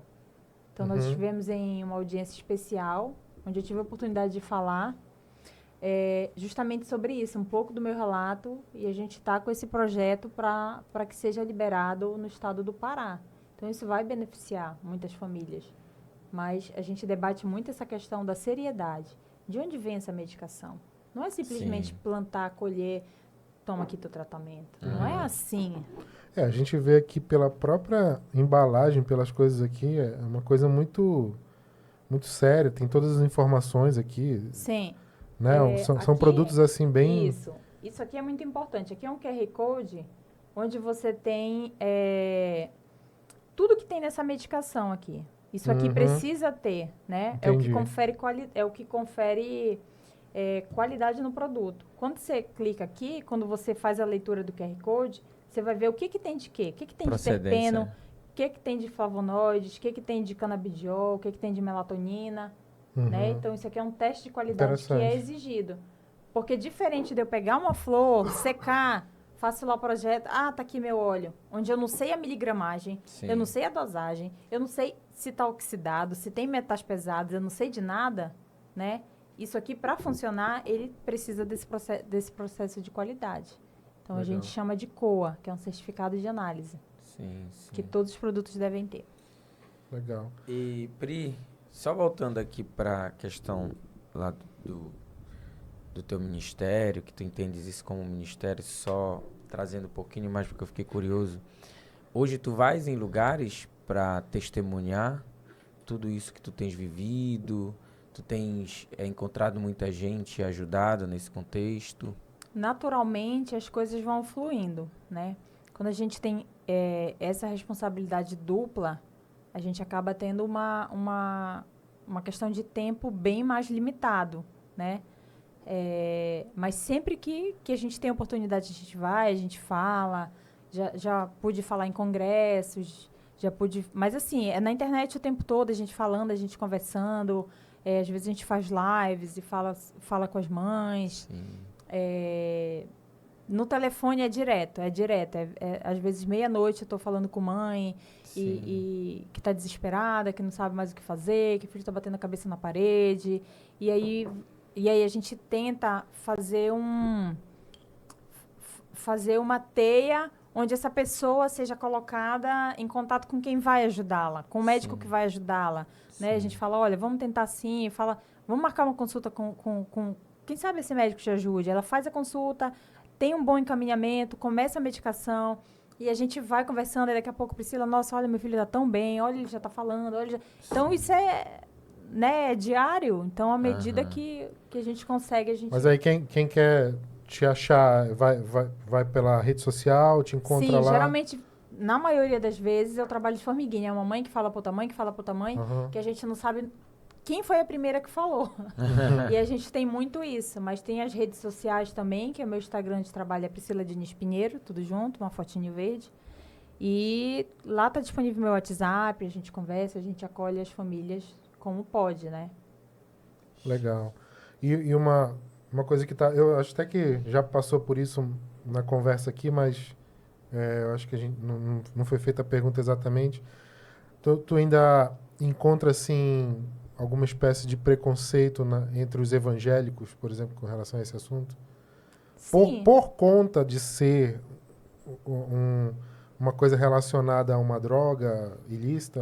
Olha, eu acho que eu não passo tanto por isso, porque quando eu vou falar do assunto, eu falo com seriedade. Eu falo da forma como as coisas têm que ser. Porque a gente não pode misturar medicinal com recreativo, senão que respeito que você vai me trazer? Você falar pra ti que tem que legalizar tudo, eu não concordo que tem que legalizar tudo. Não, eu sei. E eu digo assim, por exemplo... Não, mas é bom que ela fale isso. Não, né? sim, mas é interessante, porque, reforçando um pouco o que tu disseste, mas tu vai continuar, mas, por exemplo, tu vieste aqui, eu não conheço zero, agora eu conheço né? Vamos lá. Mas da forma como tu apresentas aqui, vai esclarecendo muita coisa, né? A gente vai tirando muitas dúvidas. Primeiro tu fala sobre o assunto, aí parece que vão surgindo dúvidas na nossa cabeça com relação, mas aí tu vai apresentando de uma maneira assim que vai esclarecendo, né? Vai ficando legal. Mas tu sente que esse trabalho está surtindo esse efeito assim, eu tô especificando assim entre cristãos, evangélicos, porque a maioria do nosso público tá dentro desse nicho, né? Pessoas cristãs, das igrejas e tal. E de repente, se tem alguém aí assistindo a gente está pensando, não, mas maconha, não, nunca gostei de mexer com esse tipo de coisa e tal, não sei o quê. Essa resistência, assim, ela tem diminuído ao longo desse tempo? Ou tu acha que ainda está muito difícil? Não, tem diminuído, né? A gente sente mais dificuldade, muitas vezes, pela parte do médico, sabe? Que às mais vezes, pela questão do profissional. Do profissional que às vezes não está atualizado ali, está com a cabeça muito enrijecida, engessada, sim. né? Mas da parte, porque assim, quando as pessoas já me procuram, é porque elas já estão precisando. Geralmente quem te procura já estudou um pouco, né? Não, ou não? Na maioria das vezes vem zerado. Ou de repente chegou uma informação nela. Porque viu meu testemunho, alguém falou e tal, e a pessoa já está assim, desesperada. Então, essa pessoa realmente, ela não quer saber. Ela sabe que a indicação foi boa, que a procedência é boa. Ela quer saber de que forma que ela consegue para resolver o problema dela. Entendi. Então, hoje, a parte que a gente tem, às vezes, mais dificuldade é no conhecimento com o prescritor, né? Então, a gente faz esse trabalho, eu faço esse trabalho, eu visito médicos, eu visito dentistas, né? Muitos me ligam, Priscila, vem aqui no meu consultório, traz teu portfólio, eu quero conhecer os teus produtos, né? A gente tem uma educação... Hoje tu já tem um grupo de médicos que você visita. Hoje eu sou gerente distrital da CR Wellness, que é um laboratório americano, e eu sou responsável por toda a região norte do Brasil. Ah, show. Então, hoje eu já tenho outras pessoas que estão junto comigo nesse trabalho, que eu sou responsável por elas. Mas, como eu te falei, a gente sente um pouco de dificuldade por parte dos prescritores, às vezes por falta de conhecimento. A gente fala, doutor, nossa empresa trabalha com educação continuada, nós temos uma MCEL, que tem doutorado em cannabis medicinal, e ela te presta toda assistência. E é bacana, porque quando a pessoa começa a estudar, a pessoa vê, nossa, eu posso gerar qualidade de vida para várias pessoas. Mas de forma de preconceito, não, porque eu busco sempre tratar de uma forma séria.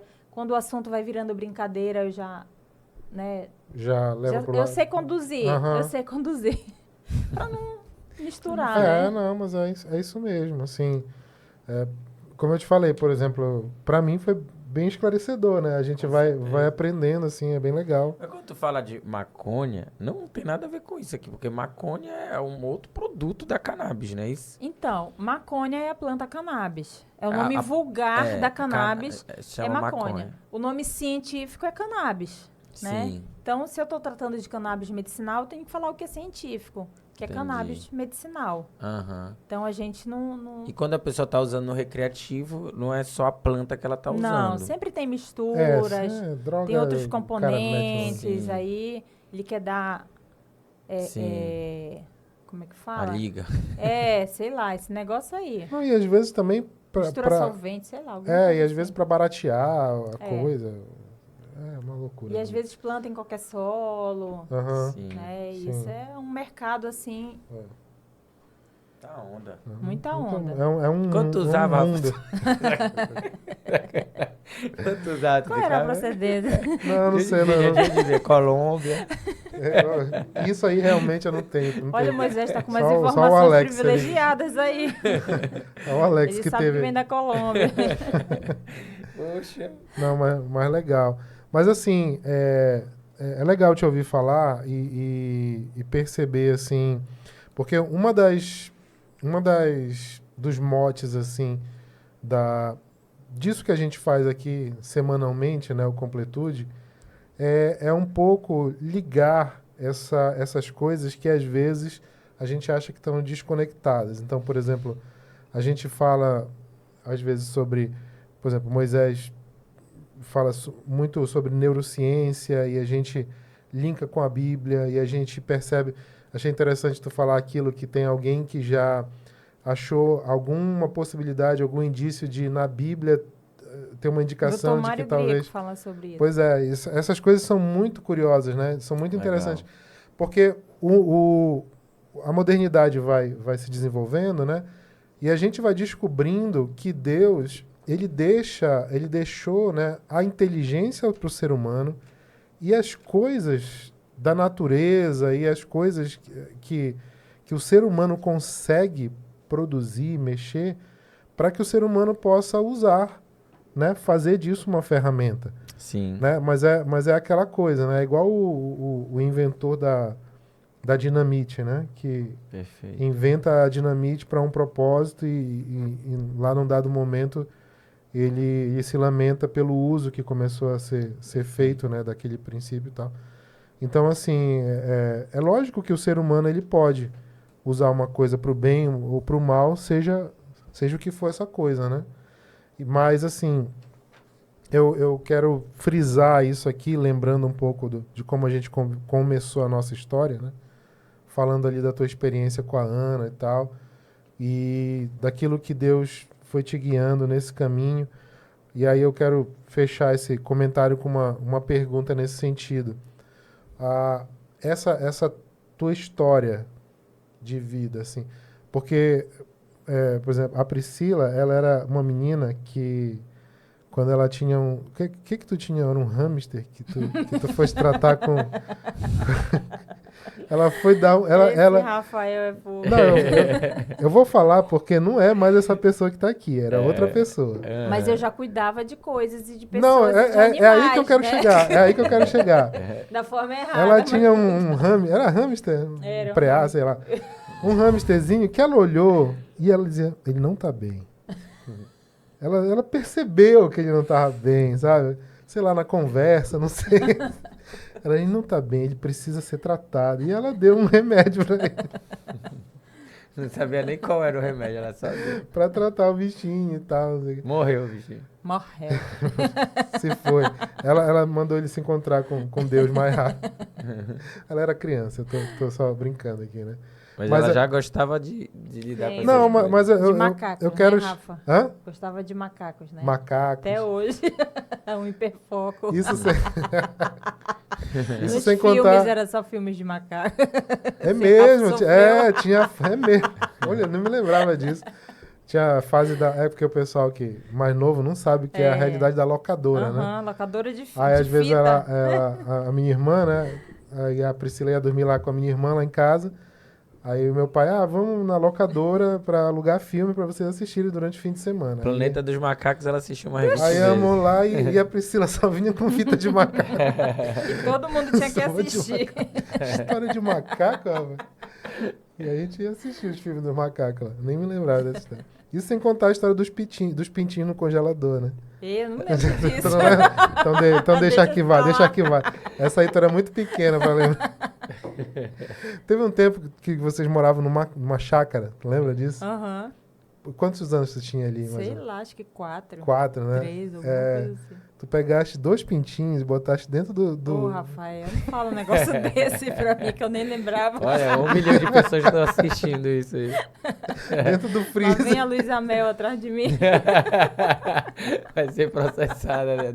Tu tinha 3 anos de idade. A Luísa Ela Mel. vai- prescreveu, Rafa. Já prescreveu. Mas enfim, brincadeiras à parte, né? A Priscila sempre foi uma pessoa assim. Eu comecei falando isso de ti, né? Que pra mim, eu te vejo como uma pessoa que está sempre em movimento. E o teu movimento, ele não é um movimento isolado. Tu tá movimentando pessoas, movimentando coisas, né? E saber que tu é jovem e já passou por tanta coisa e tanta coisa tem te levado a fazer movimentos que têm beneficiado a vida de pessoas com o pano de fundo. E quando eu digo pano de fundo, não é dizendo que está embaixo de importância, mas talvez a base de tudo isso, o teu conhecimento de Deus, o teu relacionamento com o Espírito Sim. Santo, né? Então, quer dizer, tudo isso tem sido, como tu usaste a palavra, um ministério mesmo, Sim. né? Da parte de Deus. E eu acho isso muito legal, assim, muito, muito bacana mesmo, porque a Priscila é uma pessoa assim que eu sempre enxergo pra frente, assim, tu tá sempre pra frente, né? Uhum. Tipo no dia que ela queria aprender a dirigir, tu lembra disso Não. lá em Salinas? Lá vem disso, essa história. Deus cuida mesmo da tua mente, que tu não lembra as coisas mais graves, que quase tu bate o meu carro no Não restaurante. lembro, Rafa. Conta aí. A Carol lembra bem. Não, Rafa, me ensina a dirigir, que eu daqui a Gente, pouco... eu não lembro disso. Acho que tu tinha uns 15 anos, daqui a pouco eu vou poder Não, olha, tirar tá. tirar Eu não sei quem é carteira, mais desajuizado, tá? não sei Fala o aí. quê, não sei o quê, me ensina aí e tal. Tá, bora. Tava na praia tu tem espaço ali, né, tal. Lá em Salinas. Lá em Salinas, o carro entra na areia e tal. Mas isso não era nem na areia, agora que eu me lembrei. Era no maçarico ali, né, na parte. E à noite. É loucura mesmo. Aí não, senta aqui. Só que a Priscila, ela tá tão em movimento o tempo todo que eu sento no carona, aí eu digo, tá, bota o teu cinto. Quando eu tô dizendo bota o cinto, aí Já tá acelerando. ela já ligou o carro. Uhum. Aí eu disse, não, menina, calma, eu vou te explicar. Tem 3 pedais. Esse pedal, quando tu tá dizendo o que o pedal da esquerda vai fazer, ela já tá andando com o carro. Aí invade, assim, a calçada e tinha umas mesas. Meu Deus. Eu, A Rafa, sorte é não que lembro tinha um meio-fio. Parou ela, já era. Parou ali, o carro morreu. Não, bora, acabou. Reprovada. Vai aprender na autoescola mesmo. Reprovada. Mas assim, a gente brinca, mas mostra um pouco dessa tua personalidade, né? E eu acho assim que Deus, ele sempre consegue extrair de nós. Essa frase, eu sei que tem parâmetros, mas assim, vou falar de uma maneira bem popular. Deus sempre consegue extrair de nós o nosso melhor, né?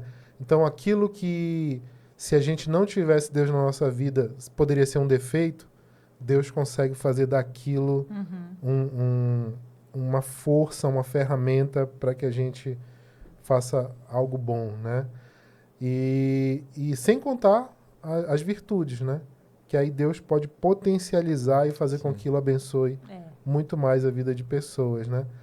Então, assim, a gente sempre quando a gente encerra os episódios, né? O Moisés gosta de fazer uma pergunta, né? Faz a tua pergunta aí, velho.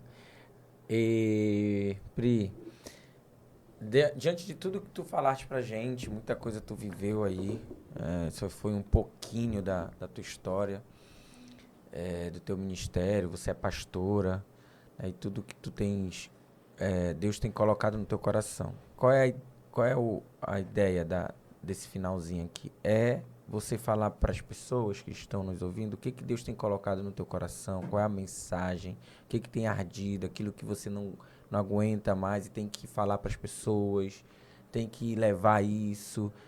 Qual é a mensagem que Deus tem colocado no teu coração para que você leve isso de uma forma bem específica para as pessoas? É uma mensagem de esperança. Sim. Né? Porque muitas famílias, quando chegam a nos procurar, elas já estão esgotadas, sem força, sem ânimo, sem esperança de nada. Sem esperança que aquele filho vai melhorar, sem esperança que aquele filho vai estudar, vai casar. Sem esperança que o dia que ela morrer, aquela criança vai poder viver sozinha, porque muitas vezes é só essa mãe, essa criança. Então, Deus coloca sempre no meu coração essa mensagem de esperança. Sim. A mesma esperança que eu cultivo sobre os meus, né? Sim. Sobre a nossa passagem pela terra ser passageiro, né? A gente não está aqui. E Deus cuida. Então, independente se eu morrer hoje, de alguma forma Deus vai cuidar dos meus filhos.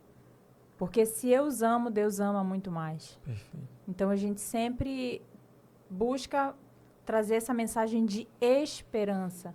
Porque as pessoas hoje desistem porque não têm esperança. Não sabe o que lhes espera, né? E eu sei que Deus vai cuidar de alguma forma.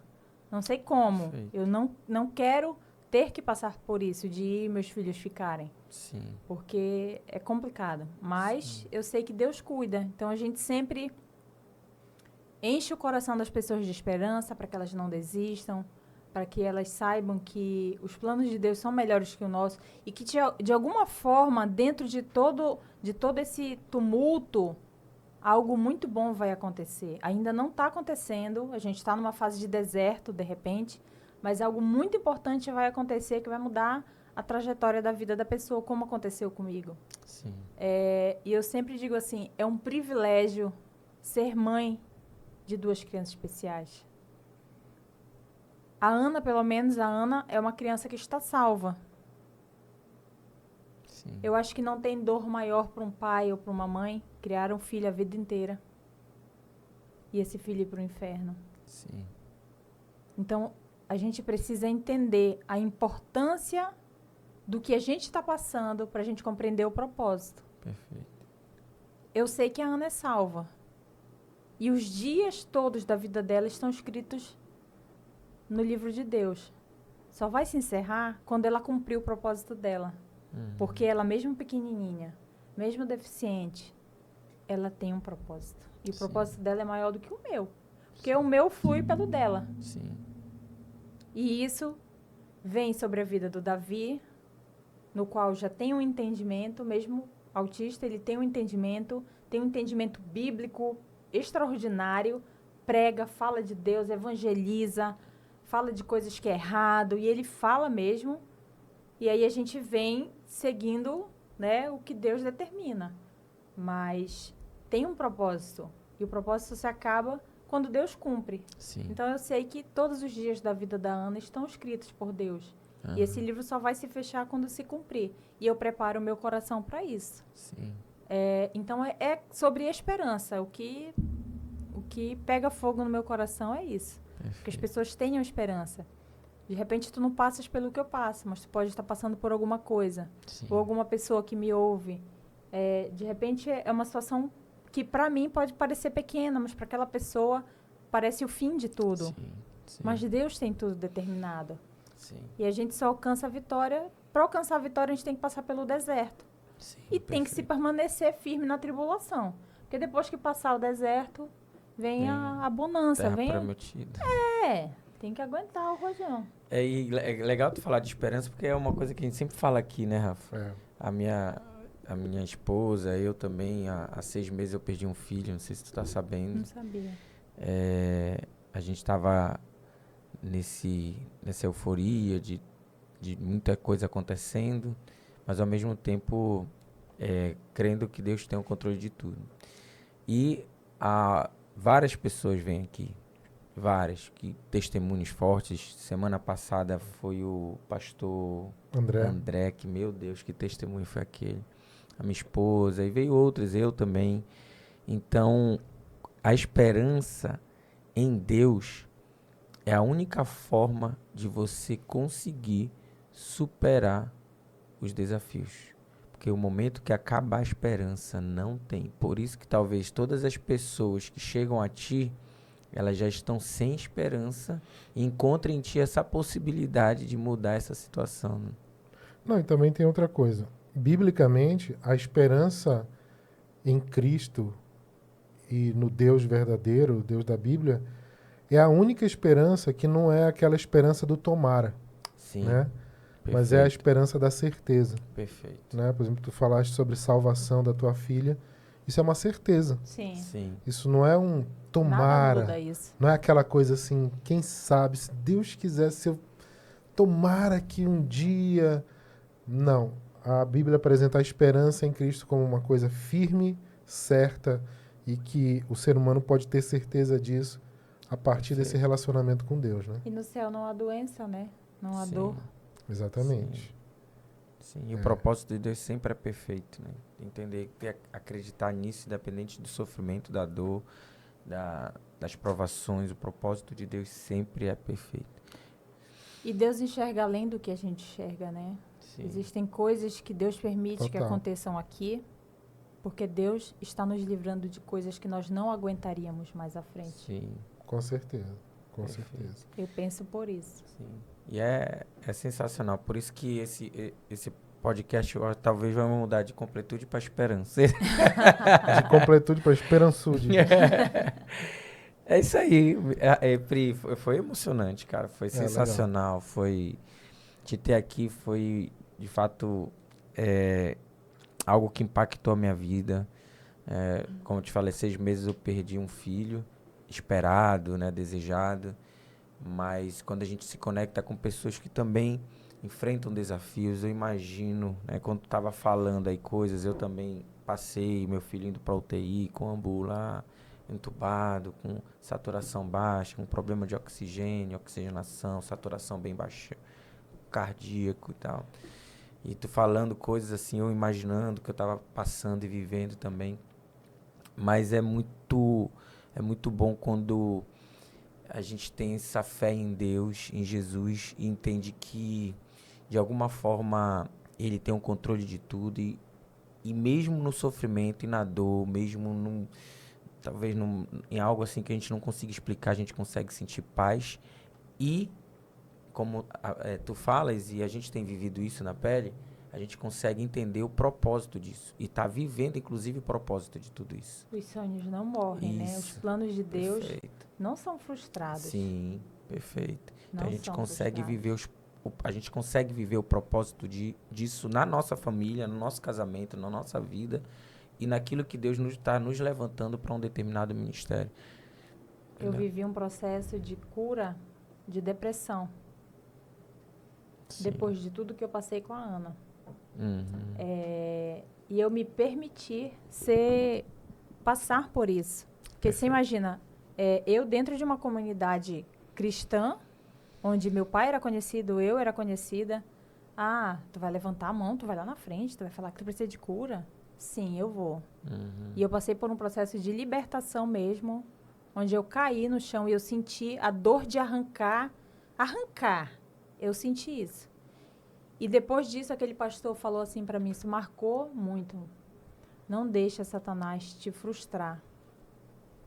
Satanás está te frustrando. Toda vez que ele vier falar para ti que os sonhos de Deus morreram, que os teus sonhos acabaram ali por conta das coisas que aconteceram, os sonhos de Deus ninguém frustra. Você está vivendo os sonhos de Deus. Talvez não eram os seus, mas eram de Deus. Perfeito. E lá na frente você vai entender o porquê. Então, todas as vezes que isso tenta me abalar, eu me lembro dessas palavras dele, que ele olhou para mim e disse, não deixe Satanás te frustrar. Perfeito. Toda vez que essa tristeza tentar voltar para o teu coração, repreenda ela. E assim eu faço. Tiro dali, tiro o foco, vai dar tudo certo. E encho o meu coração de esperança. Perfeito. Né? A palavra de Deus diz, eu quero trazer à memória Aquilo aquilo que me dá esperança. Perfeito. E eu tenho a esperança É que eu isso. vou ver ela andar, que eu vou ver ela falar do jeito dela. Sim. Eu vou. E na hora certa vai acontecer da forma certa do que Deus tem. E tu não espera nisso num sentido passivo, né? Não, é bem tu ativo. Tu estás o tempo todo... À Se frente. movimentando. Aquilo que tu pode fazer, tu fazes mais um e o pouco. resto tu confia. É Né? isso aí. Perfeito. E aí, Rafa, é isso? É, muito bom, cara. É sempre bênção demais, assim, a gente poder ter contato, assim, com histórias que edificam a nossa fé, né? E também, além de edificar a nossa fé, ampliam o nosso conhecimento a respeito de muitas coisas, né? Sim. Então, hoje, a gente viveu os dois aqui. É. Fomos edificados na nossa fé, ampliamos o nosso conhecimento a respeito aí da cannabis, ou mais especificamente do canabidiol. É isso? Cannabis. Canabidiol é uma das moléculas da cannabis.